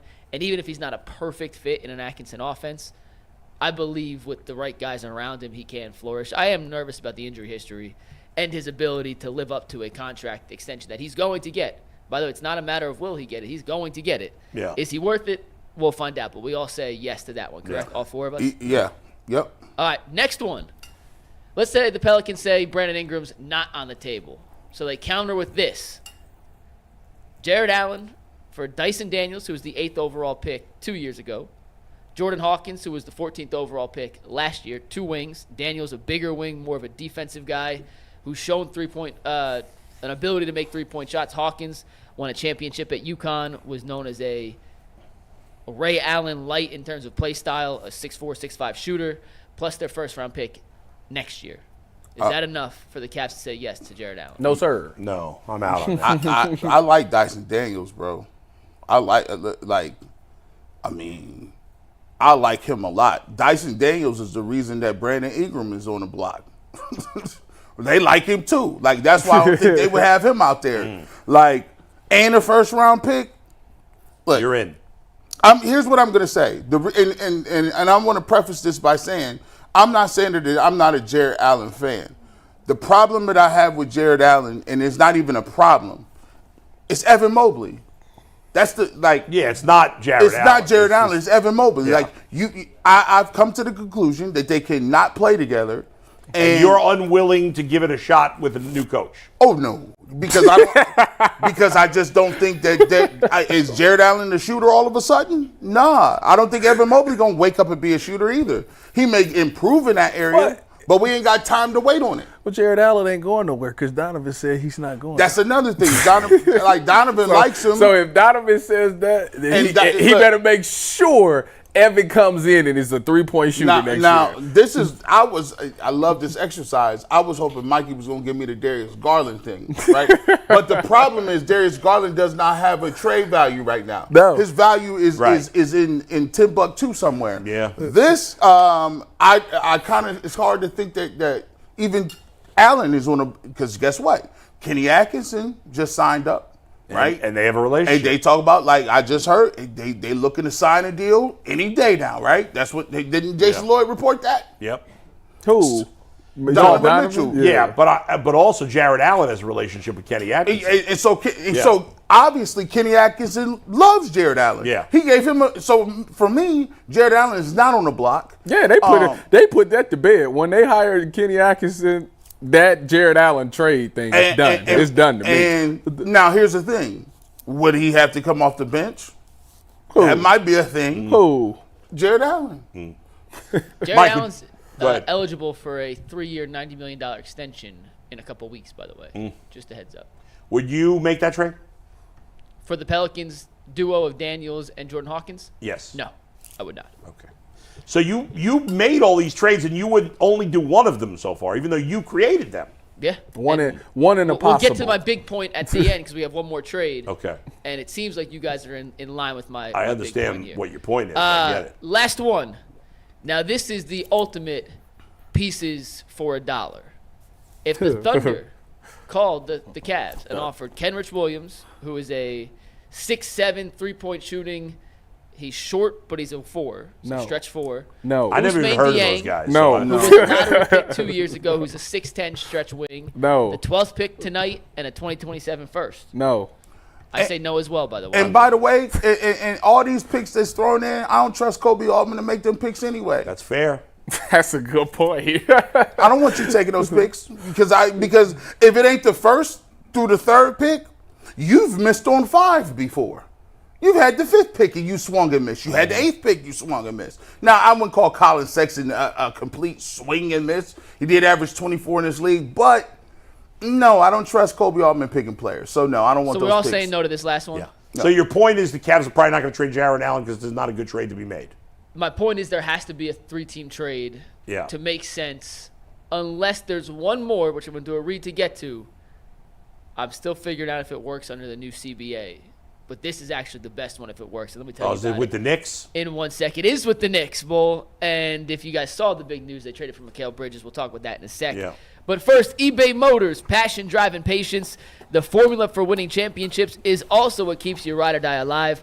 eBay Motors has everything you need to maintain your vehicle and level it up to peak performance. Superchargers, roof racks, exhaust kits, LED headlights, and more. Whether you're into speed, power, or style, eBay Motors has you covered. With over 122 million parts for your number one ride or die, you'll always find exactly what you're looking for. And with eBay's Guaranteed Fit, your part is guaranteed to fit your ride every time or your money back. Because with eBay Motors, you're burning rubber and not cash. With all the parts you need at the prices you want, it's easy to make your car the MVP and brings home some big-time wins. So keep your ride or die alive at ebaymotors.com. Eligible items only. Exclusions apply. eBay's Guaranteed Fit is only available to U.S. customers. The other trade, Bull, that I think could work. By the way, why did the Cavs, why were we not talking about Mikal Bridges for the Cavs, Mikey? Did you see what they gave up? Who cares? I'm trying to win. The Cavs don't have 4 first-round picks to trade. Oh, yeah, that's a good point. No, literally, they have this Yeah. first-round pick, and they can't trade a first-round pick for another 5 years. But I think it was a great trade by the Knicks, don't you? I do. I think it was a good trade for both sides. Well, fine, but who cares about the Nets? You don't know what those picks are going to become. The Knicks are trying to win. They're all in. I give them credit for that. The Nets ended up making another trade to get their own pick back. Yeah. And they're going to be terrible, so now they have the first pick. But Right. we'll talk about the Mikal Bridges trade in a sec. But now because the Knicks have acquired Mikal Bridges for 4 first-round picks and some, it is highly, highly, highly, highly, highly unlikely they will re-sign OG Anunoby. Really? I thought they were going to try to re-sign him, no? Well, they're already at the first apron of the luxury tax now without an Anunoby extension. Their owner's a super billionaire. I mean, he can afford it. I got a question. I think it makes more sense, Bull, because Anunoby plays the exact same position they now have a plethora of in Bridges and Hart. Oh, they got so many players. A that I'd little love the sign Cavs and to trade have. action, and I have to confirm, I am not 100% sure this works under the CBA. I am 92% sure it can work, but there's an 8% chance that it may not. A sign and trade for Anunoby for Allen, essentially, to save the Knicks more to save the Knicks from going on to the second apron of the luxury tax, and then Anunoby would be a perfect basketball fit here in Cleveland. You would be sabotaging the Knicks because if the lights was bright back 2 years ago, he got to play there every Yeah, but day. he's- It And really Hartenstein's be a free agent. It'd be He's really gonna get a like- bag. right. Right, he would replace Hartenstein. He's for them. gone. Mitchell Robinson has 2 years left, but a really reasonable $13 million contract. I mean, I would do that, sure. If it's on the table and it works, once again, I'm not 100% sure it works under the new CBA because right now the Cavs are not a luxury tax team. The Knicks are a first apron luxury tax team, and that prohibits you from doing types of deals, and I'm not 100% confident on the wording of the second CBA and how that works. But if that was on the table, that'd be a hell of a counter. Mikey, to the Knicks. Mikey, with the Nets selling, would you trade for Cam Johnson? Yeah, but I think every team in the league is going to be in line to get Cam Johnson, and the Cavs don't have assets to trade. So here's the problem with this deal for me. You're assuming that the Knicks are going to help the Cavs because this trade is a help to the Cavs. But if they don't, they're going to lose Anunoby for nothing. But here's the thing. They can trade him to a Western Conference team. Of course. But I'm saying that's the reason they would consider something. If you are here, right, and the Knicks have been starving for a championship since Willis Reed. Yeah. Why would you not do what you needed to do to go into the second apron? I would do anything. And the Knicks are the hottest team in the city right now. They play a great style. They got a great coach. They just made the move for Bridges. They signed Anunoby. They are right there with if the I Celtics. were them, I'm re-signing Anunoby and Hartenstein. They are and right I don't there. care how much it costs. They are I think there part with of the the reason, Celtics. G, that they made this trade is they've been talking to OG Anunoby and have not been able to come to terms on an extension. He wants up to $247 million, which he is eligible for, and it doesn't seem like the Knicks are willing to come anywhere near that number. Yeah, I mean they're stupid. They're dumb if they don't want. They don't want to win. Then so like they're dumb. Like it's just money. You're rich. You're gonna be. Listen. What are you 70? You got 7-8 more years, and then your Knicks kids sell are gonna out. blow your money. The Knicks are going to sell out every game. You know Every how much that, tickets like, cost? the Yeah, Knicks. they are. I mean, come on now. I just don't. For me. Oh my God! This is DEFCON. If they sign Anunoby, that's DEFCON. It's 6. over. It's done. And they the do it. Knicks They have would be doing that just to beat the Celtics. Like that. Would the be Knicks have all these players that I would love to have on the Cavs, right? Like all these, like interchangeable parts that can play Julius different Randle's positions. still there, right? He ain't is. gone. Yes. Yeah, they got and they got it. They got guys that can do it. And then DiVincenzo just turned himself into Steph Curry in one season. He did. He don't miss now. Yeah, he Brunson be killing people, literally. He just be like, hey, I've got 50. And Josh Hart is just a dude that gets 40 rebounds a game as a guard. I heard So, G, somebody. what's the Cavs counter to this then? Can they go into next season without making a drastic move, knowing how much better the Eastern Conference has gotten with the Knicks acquiring Mikal Bridges? No. I think if they're not going to trade Garland or Allen, they have to find a creative way to get another very good player without trading them. It's going to be tricky because What messes? I don't know what you're going to get for Darius Garland. You can't trade him. Making a trade just to trade, if you get pennies on the dollar, doesn't make any sense. The problem with it is that the two players that you looking to trade, one of them your star said you can't trade, and the other one is his value is so down that nobody wants him right now. Right. So it's like essentially by default you have no choice but to run him back. But don't run it back. Find a way to get some other players. That's what I'm saying. It's insanity to just think that we're gonna keep this exact same lineup and everything is just gonna but be it is a great. different Like, coach, and if he's good, it still, could make a difference. You gotta get like somebody. It has to be They need to something add you some can other do players some way. to get somebody. Listen, they just, and here's my thing, and the biggest counterpoint I keep hearing is, well, we haven't seen what they look like when they're healthy. We haven't seen what they Yes, look like we when they're healthy. have. And we've seen that with 51 You games. haven't seen it with Atkinson. No, we haven't seen with Atkinson, Yeah. but here's another thing. Yeah. No. We didn't, Kristaps Porzingis didn't even play in the series against us. That's true. And that wasn't even close. Now you look at what the Knicks got. Julius Randle missed the whole year. My question is, But Donovan didn't play much in that series, and Allen didn't play in that series. well, listen, you got Julius Randle. Yeah, and I hear you. You add him I'm not to trying to this. argue that the Cavs are better than either of those teams. No. But- And even my thing is, I wouldn't win a championship. Yeah. Even if they do make it past the East. Who are they? They're not. I agree with you, G, but What's the trading Darius for a player that's worse is not the answer. No. Like you can't. You're not going to trade him for a worse player. My thing is, this is why I was talking about Koby Altman. See, the frustration point comes where we try to say, how are we going to upgrade, and you have no picks. You just don't have. They're in a tough spot. Like, Mike, without trading Garland or Allen. Allen, thank you guys. Who's the best player they can get? Whether it's Tuh.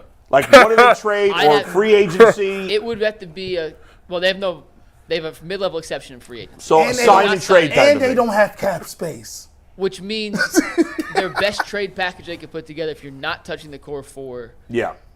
is LeVert 20 tonight and George Niang for salary purposes. And, like, for example, those two You salary-wise, can't trade tonight's draft pick, though, right? you could draft a guy and then agree to trade Oh, him. that's But I'm true, saying, yeah. like, in theory, LeVert makes $16 million, Niang makes $8 million. and a first-round pick. That's $25 million. Cam Johnson, for example, with the Nets, who are going through a fire sale, makes $25 million a year. There are going to be teams lining up out the door for Cam Johnson's services. Is Karis LeVert, George Niang, and a first-round pick going to entice the Nets when other teams could offer other packages? I just don't know what your I don't know what your best return is for that package. Like how I'm asking you three. If you're another team, how enticed would you be by George Niang? Let me ask you this, Big Nuggets. You say the Nets. Shoot. You said the Nets traded and got their pick back, right? Correct. They could trade that. They could trade Cam Johnson and just sell and get the number 1 pick, because you said that the prospects that come out next year is like but they could trade generational talent. They could trade him to another team that could trade more draft picks. Oklahoma City could offer 17 first-round picks. Right, that's the problem. Cam Johnson will be traded. The Cavs are in a tough spot because Garland's hard to trade because his value's down. Allen's hard to trade because he doesn't fit the modern NBA as well. Plus, you love him, and he's coming off a good year. You don't really, in a way, you don't want to trade him, but you feel like you have to. The Cavs are in a tricky spot. Figure it out. Y'all be laughing and cackling and kiki and ha every time I bring Monty Bates' name up. But here's the problem. I did it last week. I did it last week for you. But if you got a dude that used to be the best player in the country. He really the saving grace, to be honest with you. And you got him sitting around and he's 6'9" and can shoot the basketball, and you don't give him opportunity to play. He don't play no defense. Hey, listen, guess what? Develop it. Hey, develop it. They've been trying. Listen, I don't trust JB in developing nothing. He can't develop an offense, let alone a player. The one thing about JB, he definitely made the boys play defense. Wasn't they ranked pretty high in defense? I couldn't tell. Oh my God! I couldn't tell. Oh my God! Here's what we're saying though. When you ever heard this, Tyvis? Hey, ain't nobody coming through that door. Ain't nobody about to save you. You don't have cap space. You don't have picks. What are you gonna do? You better start developing some of these players, because guess what? They developed Dean Wade. Okay. I think you like That's Mike's favorite player. Sam Merrill. Listen. It's a nice story, huh? It's a nice story. That sounds cute. By the way, before we bring in our guest, is Channing Frye with us or not yet? He's not here yet. Not yet. But real quick, before you say that thought. Sign Channing Frye. So what is in your mind, Bull, and once again, we know the options are limited, but can the Cavs, with the current core 4 they have, their current roster construction, is that enough to beat the top teams in the East? Probably not. The only reason I'll say not, I won't say definitely, is because we don't, maybe with a good coach, it's possible. He better be Red Auerbach. I said probably not. I didn't say they can. I said probably not. With the core 4, Tyvis. Let's go around the horn. Core 4, as constituted, totally healthy. I don't feel good about it. Tyvis? Are they beating the top teams? You talking Boston and the Knicks? No. We're gonna throw something in here. Because if we and by the way, everybody forgot about Milwaukee. If we're assuming health, then you got to assume Giannis is back 100%. Then, right? And Embiid. Yeah. So if we're assuming health, let's assume health on all sides. The Cavs are in a tough spot, guys. I think the Cavs could beat they could beat the Sixers, because I think they just self-sabotage themselves. Okay.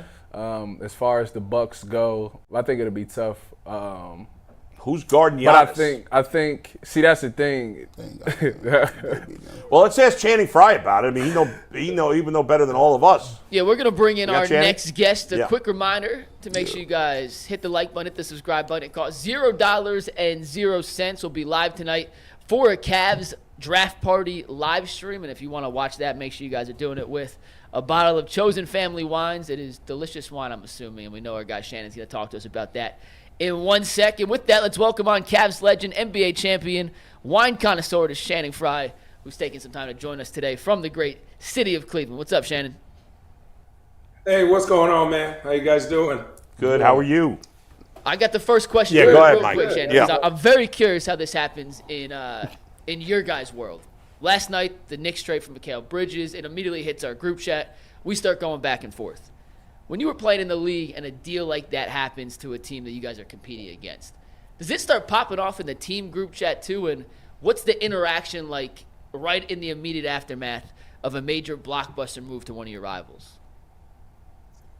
Well, I mean, I was best friends with Richard Jefferson when I got traded. So when he found out that I was maybe going to get traded, he was definitely putting me on group chats early. But I just lost to you by 40, and I don't know if I'm going to play you. So I always thought that was funny. But, man, I think, honestly, I respect the crap out of the Knicks for doing what they're doing. They were like, this is our culture. He fits our culture. We're going to give you whatever you need to get that guy. Like, to me, that makes so much sense. And I respect that they're not just going and getting anyone. They're going and getting Knicks guys, no matter where they're at. And so you could build off of that, right? So, I know I heard you guys talking earlier about, how the Cavs beat them. I think it's about development, right? I think you've got to develop Evan Mobley. I think you can develop Garland and Mitchell and Allen. So for me, it's not about winning next year. It's about being consistently good over the next 3, 4, 5 years, and then having a chance when injuries happen. So Channing, we looking at I guess the landscape of the Eastern Conference, right? And then you see a team like Boston, and you see a team like New York who get better and get longer. Is it possible? Can the Cavs compete when you do have two smallish guards, and we have two bigs, and those bigs can't shoot like you? If we could strip you of your skill set and give it to Evan Mobley, how you was knocking down threes against the Hawks and the Raptors back in the day, we'd be good. I think, honestly, this, especially in the Eastern Conference, length is key. I think we don't realize how, generally tall the Celtics are, from Derek White to Drew Holiday to Tatum to Brown, and they go to Porzingis, and they're a generally tall team. So for me, I'm saying that because that is what has shown success. But I also Darius Garland and Evan Mobley and Jarrett Allen. I feel like that screen and roll is pretty deadly when they have spacing.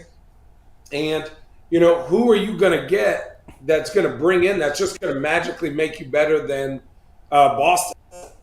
There is not one person. So be patient and continue to build your team on what is a Cleveland guy. Channing, my wife is a huge wine lady, and I want to know. Tell me about Wine lady. Yeah, Wine lady. Yeah, that's what I say. Yeah. And tell me about your wine. Where can I get it? And what got you into wanting to come out with your own wine? Well, I'm actually coming out to Cleveland tomorrow morning. I'm doing a dinner at Dante's, sold out. And then on Friday, we're doing a happy hour, pizza and Pinot. So this is my first time coming back to Cleveland. I'm super excited about it. It just so happens scheduling and no kids tournament. So I'm excited for everyone to just come out and try it. And then I'm going to go down to Columbus and do a party up there or down there. It's going to be at East Bourbon, and then I'll have all the information on our social media. But I got into wine because I live in Portland. And then number two, it just became something that was a connector.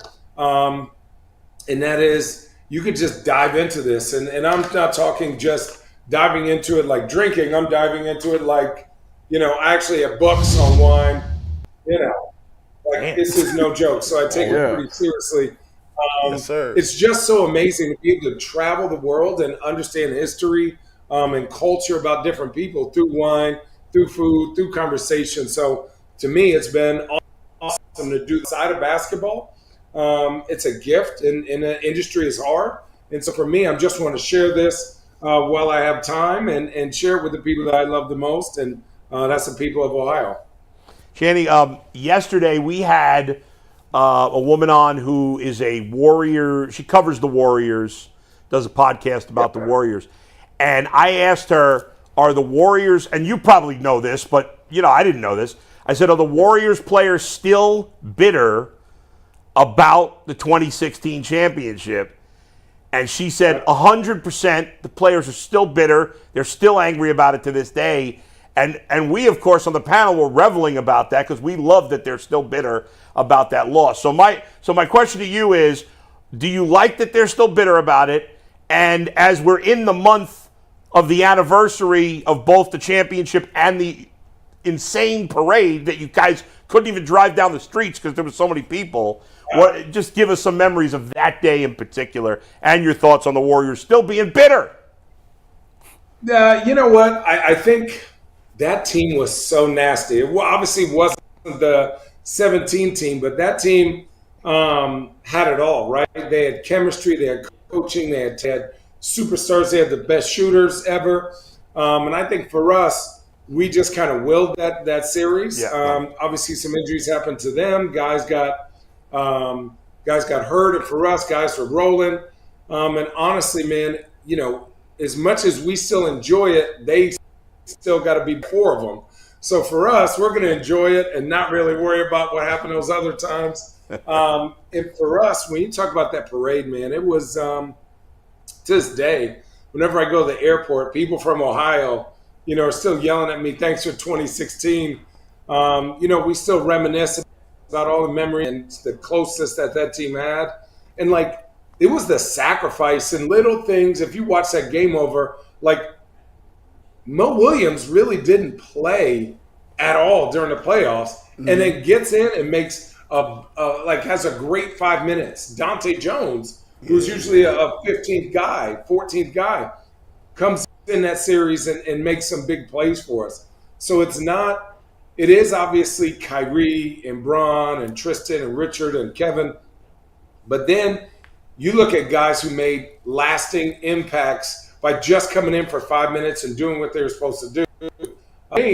It was just like, hey, were you ready to go? And everyone was ready to go. So I was pretty excited about it. You know, when you like that series, I always go back and I think we sometimes get messed up a little bit because we compare every single Cavs team to that team. Like, just to be honest with you, bro. Like, because like when we see them play, it's like, you guys, like, I remember I just felt bad for the Hawks because at certain times, like, y'all just wouldn't miss. And I was like, if I was a Hawks fan, like, I remember, like, I'm like, this dude is our center, and he's knocking down 3. You were unimaginably hot from 3. During Their that, rotations were awful. Their rotations were awful, and game plan was awful. And then even talking to Korver the next year, you know, when I look at like Boston now, what Boston did to the league this year is what we Atlanta. They had 5 guys who can shoot, 2 or 3 guys attacking the rim, and you have players who are unselfish. Yeah. And when you have 5 guys that are shooting 39 plus, you got to pick your poison, right? Like, I remember they switched Horford on to Kyrie for a quarter, and we just stood and said, well, you got to get some new shoes because Kyrie's about to tear the tread off them things. So you had to pick your poison. I think for us, again, it comes to like sacrifice and unselfish. It was like, Bron, as soon as you start going, then they can't double team you because we're going to shoot. And then the unselfishness and the way that ball was moving of like pass, drive, kick, screen, roll, pass, full open layup, kick back out. Like that type of, you know, coaches porn, quote unquote, is kind of how we played when we were rolling. And it was fun to play, man, because stats really didn't matter. Stats mattered for the first 2, and everyone else, you just had 3 shots. And we would joke around and say, you know, hey, if you get double teamed, then, you know, you can have my check. And I was like, if you get double teamed, I'm not doing that. You know, and so that's what made it fun. It wasn't about, hey, I want to go out here and score 20. It was like, if you're going to let me shoot 9 times, I'm going to try to get 27. So it's up to you. You know, Channing, that's interesting that you talk about the shooting part. You know, when you think about a guy like Evan Mobley, you know, obviously that's the big step that the Cavs want him to take. And, you know, it's been times where he shot the ball great. What is it that you think when you watch him now, what is that he needs to do to take that step to he could become a stretch like you were? I don't necessarily think he needs to be a stretch like I was. I think he needs to be comfortable shooting 3 corner threes a game. Start with that. Just start with that. And then also that mid-range free throw line jumper, you got to get that. That has to be automatic. Also, I need continued aggression. Like punish those mismatches. Like punish the switch, right? You look at like, are you getting to the rim, on these screen and rolls? Are you sprinting to the rim so that now you can get your little hook, your little dunk? Once his, I don't want to say aggressive maturity happens, he's going to be nasty. He's still young. He's still figuring out. And sometimes I see him, he's trying to be a good teammate. But I'll give you a good example. Jaylen Brown can be a great teammate and establish himself and his team win. Doing that since he's been in the league, when he came off the bench and when he came in the game, he understands his role, but he was also aggressive and established himself. So I just want Evan every game to go, I'm going to establish myself. Donovan can do what he needs to do. Darius can do, but I need to punish my matchup. Hey, Channing, Chance LeBron comes back to Cleveland. Is he coming back? Yeah, nah, brother. That ain't it. One day. Come on. By the way, I was having an argument with somebody. I was arguing with somebody the other day. I said, and I'm probably crazy, but I'm standing by this. You tell me if I'm nuts. I said, I know he probably won't. Well, he won't do this, but I said that if LeBron played till he was 50, that he would still, at 50 years old, be a top 30 player in the NBA. Am I crazy? 50? Yeah, that's a little crazy. I'm too far? 50 years old is crazy. 45? I would say if he was 50, yeah. 45? Oh, yeah. I'd say top. He'd be top 40 player easily. Yeah. I don't think that's a hot take. All right. I just think he's too smart, and we're not even to the standstill jump shooting phase. Everything goes from, the athlete to the post-up guy to the standstill shooting phase to the bench guy. We're still at, he's a top 15 player in the NBA. At 40 it's just nuts. You don't understand. Yeah. Let me ask you this. Make your best case for LeBron being the greatest ever. Because I always try to make the case, and people, like, I'm just a guy, I don't know. But you played with him, you played against him. What's the best case for him being that dude? The best and only case is that there's no one ever, and that will ever, have sustained greatness. We're not talking good. We're talking sustained greatness. No one's ever going to go to 10 championships again, including Olympics. No one's ever going to have the accolades that he has, and no one has ever been to the league with more pressure than he has. So, to me, that sustained greatness under pressure puts him at 1A, 1B with whoever you want to put up there. I also think there are different GOATs for different eras, right? I mean, you could look at Kareem and say, look what he did. But then you also say when he was Bronze Age, he was averaging, 10, 11 points a game. LeBron is averaging almost 30. So to me, that is his argument, is that no one will ever come close to what he is doing, no matter how great they are. He set the bar so high that we're looking at guys like Luka going average 25 and he's doing all these great things. Yeah, but he only did it 2 years. But you're like, he's only 25. So like we've been jaded by watching somebody so good so long, and there's no drop off. That's what makes it crazy. There's no drop off. Yeah. I think the only comparison to LeBron might be Tom Brady, right? That was great for that long. I know it's a different sport, but that really is what stands out because he's still great. I know, but Tom came in the league and was allowed to grow as a rookie. Right, that's true. He didn't have that pressure. Right. Nobody thought he was any good. Right, and he came off the bench and learned, whereas given a franchise at 18 years old with the pressure of the world on him and had to make sure that he established himself underneath a system. And I know you always go back. They show this clip of Boozer and some of the other guys saying, we got to earn it and do this. But they weren't saying that to Tom Brady. They weren't saying that to Jordan. Like, they weren't doing that to those guys. So for me, that does add more pressure. That gives you a +1 for battling through that. So, yeah. That would be my argument. Go ahead, Mike. I got a couple quick ones for you here, Shannon. You are the first guest we've ever had on the show. Yeah. Well, we've also had a bobblehead display on the set. We switch it from time to time. Looking back at this that now, looks like me, actually. Okay.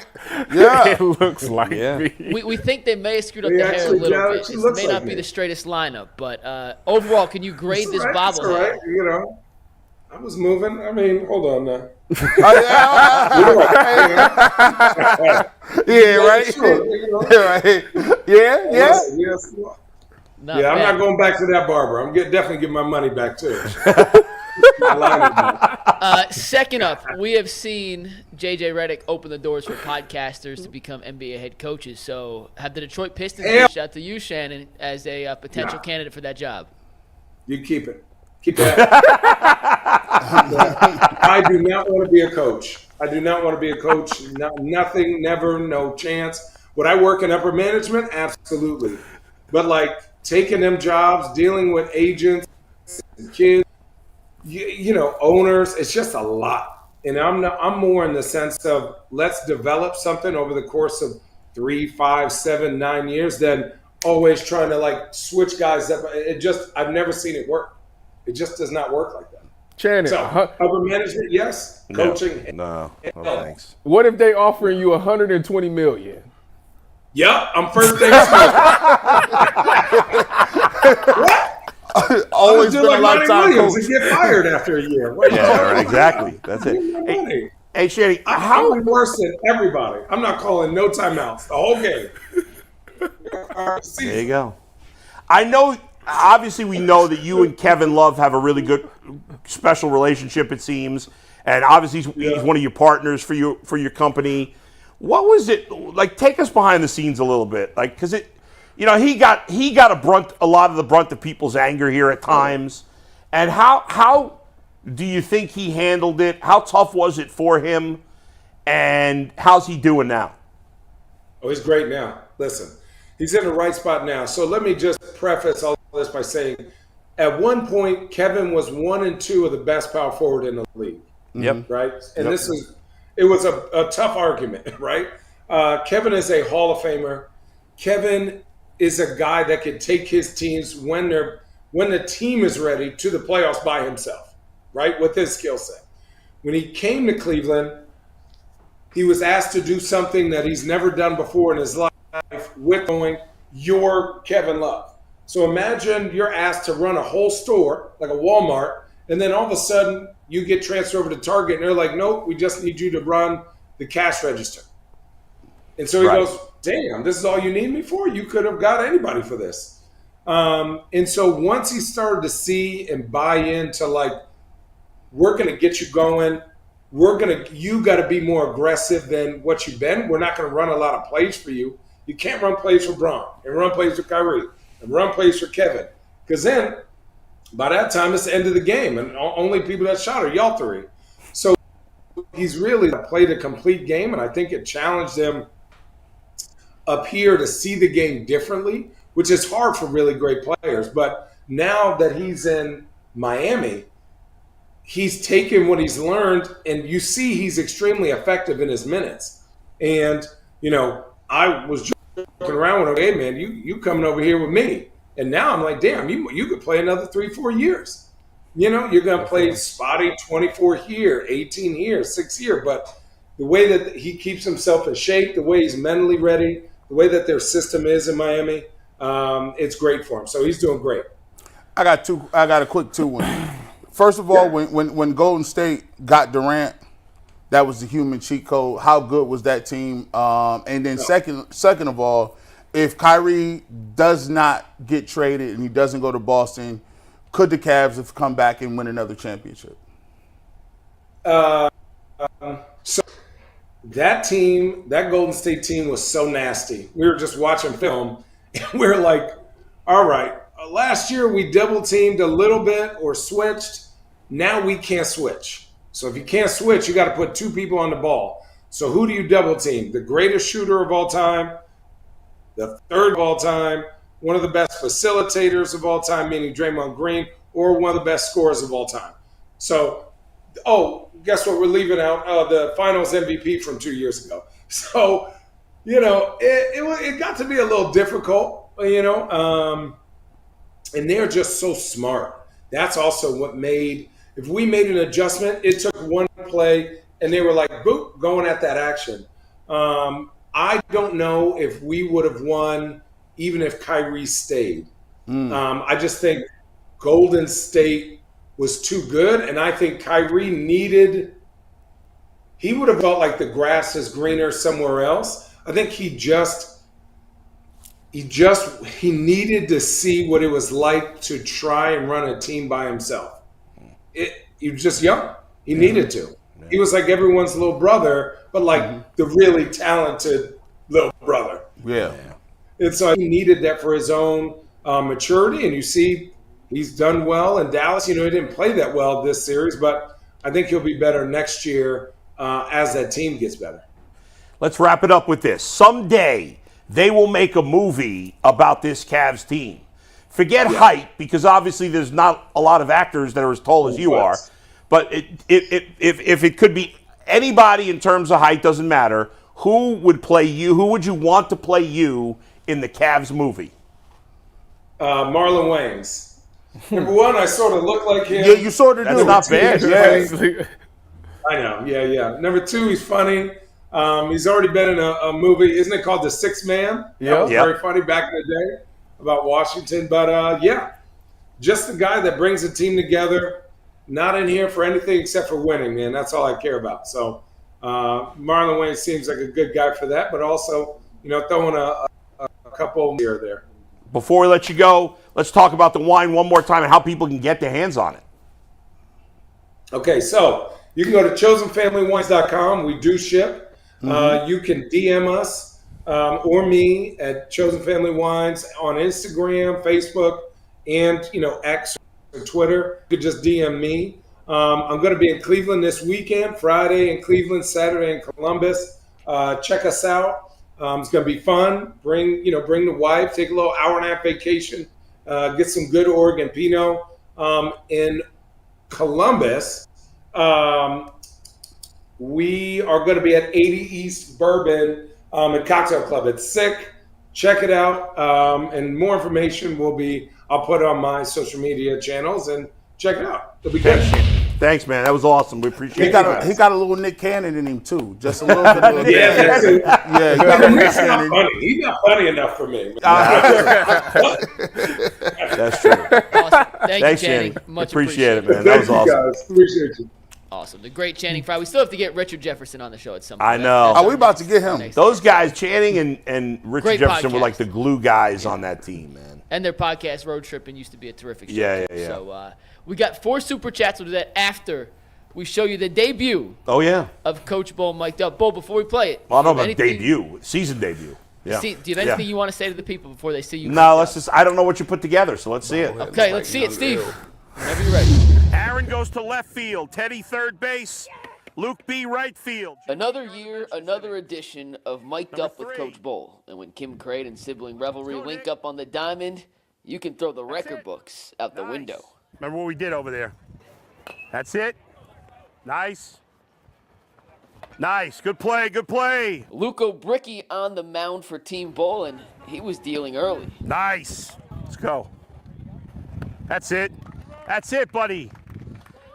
All right, infield. We're going to first. 2 outs. Kim Crane, that's Bull's team, striking first in this one as Luco Bricky helping his own cause, driving in Matt Gudfransky from third. All right, you got in the run. Good job. But in the second inning, it was sibling revelry's bats that woke up. Check out this moonshot that rolls all the way to the right field fence. Get it in. And Bull's going to have to find some magic to pull his team out of an early 8-1 hole. Come on, we got some runs to score. Let's go. But first, a little ASMR from our guy Bull.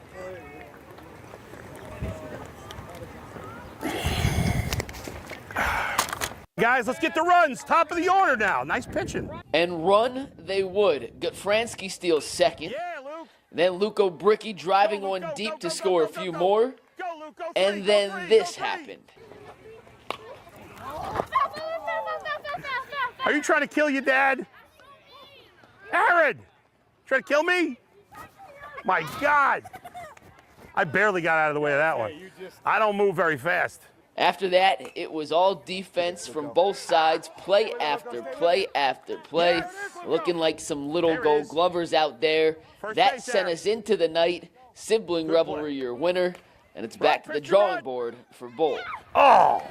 Nice job, nice pitching. The question we're all asking ourselves now is, how hot is the hot seat for Adam the Bull with the playoffs right around the corner for Team Kim Crane? Reporting for UCSS, I'm Mike the Pearl Antonelli. Back to you. That was a great job by you, Mike. Better job than me. That's a nice package right there. That was well done. You put that together nicely. Super. Yeah. Didn't mention the final score. Yeah, it was ugly. I tell you, we were 6-3-1, and we have completely cratered. What are you down? We've lost 5 in a row. God dang. We're 6-8-1. Tonight's our final game. Tomorrow's our final game of the regular season. That heat wave, man. It's been bad. Do y'all still got playoff potential? Yeah, everybody makes the playoffs. Okay. We're the 3 seed out of 4, so Okay. we didn't fall into the last spot. We're actually playing sibling rivalry in the playoffs in the first round. You could throw the record books out the window in these two That was teams. awesome.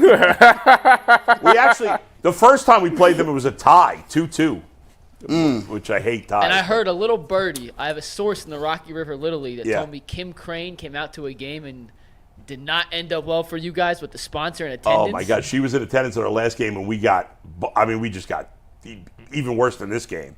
It was terrible. One of our better kids has missed like 2 weeks, which is hurt. But the team's not playing well, and I'm questioning all my methods right now. You went from coach of the year to, to on the higher fight. The JB Bickerstaff pass. Sizzling hot seat. I just want to win one playoff game. I want them to win the final regular season game tomorrow, even though it doesn't matter. We're locked into the 3 seed. And Win the playoff, yeah. And then win one playoff game. That's all. I mean, I think we could beat any team in our division, but we're just not playing well right now. Some of our players have regressed, but we'll get there. It's all right. We'll see. I'm a little down right now. I'm down on myself for my coaching, and the kids are it's a struggle. Right You know how you can save your job? It's a grind. An unbelievable playoff run. Yeah, No, you true. can save your job by an unbelievable pizza party at the end of the year. That's really good. That's really right. That's really all that That's matters. really like right. And then man, that's all they remember. Yeah, but I love really that. appreciate Mike coming down. It was beyond hot. Wait, that day. I got Oh my I got a God. beef with you. Yeah. You gave everybody game balls. I have a beef with myself for that. Before you go, Bull, I want to tell people because I want to make sure they understand. Bull gave out a game ball to every kid and looked at me after and goes, "That was the dumbest thing I've ever done." I was so mad at myself for that You're a participation trophy guy. because I don't believe in participation. Did you take them back after that? I took them back from all but 2 of the kids. He did, it's a fact. I give me can't that. confirm. Give me that. I took them back. Give me that. You don't deserve this. I was. Kids, I'm not gonna lie. First of all, dang. Mike didn't put this on.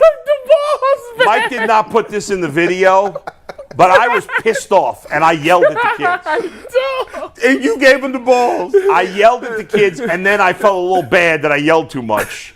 And that's not why I gave them all the balls. I just got kind of caught up in the moment, and I was like, well, I don't know. And then I was like, but 10 of you got to throw them back because only 2 of you really deserve them. Hey, listen, you just Marion Jones the whole I team. was the balls, man. I took them back. From 10 of the 12 kids. See, I didn't know that part. Or 8 of the 10. That's crazy. Give me that. I was man. so pissed at myself for doing that. But I yelled at the kids, and I talked to the parents. Because I don't really yell at the kids usually. But they were disrespectful, one of the kids in particular. I'm not going to obviously name any names. But I was very angry about it. You better. And I don't put up with that stuff. So I got pissed. See, I think I'm old school when I come to coaching. I think I'll cuss a kid out. Yeah, well. I think I would. I think I would. Bull was close to it, I'll be honest. I was close to it. I was very angry. There's a reason I don't coach. I would never Your coach. kid. I was very angry, and it was 95 degrees. I was pissed off. He's at the field all day. I was at the field last week. I was in charge of every week. There's 2 managers in charge of the Little League. You got to make sure concessions are going, everything. And last week was my week, and it was 95 every day. Oh, miserable. And I was just dying. I was there from like 4:30 till 10 or 9:30 every night. Bull, we got super chats. Yeah, we go ahead. appreciate Sorry. you letting us come out. Yeah, and we wish it you was the best great. luck in the Thank you for playoffs. coming, Mike. I appreciate it. We got 4. First one comes from Ahmed Fadula, who says, I'm from Cleveland, went to school in Baltimore, live in Philly now, drove down for the game yesterday. So happy to see us beat the Orioles and my Baltimore friends cry. Let's go Guardians. Michael Ribovich says, don't look now, but Bo might finally be heating up. He's hitting 333. Or, yeah, 300. 333. 333, yeah. I don't know why that was What so happened weird right to me. there, bro? Yeah, Mike. Did you malfunction? My brain broke. Over the last 10 games. He's hitting 333 over the last 3 games.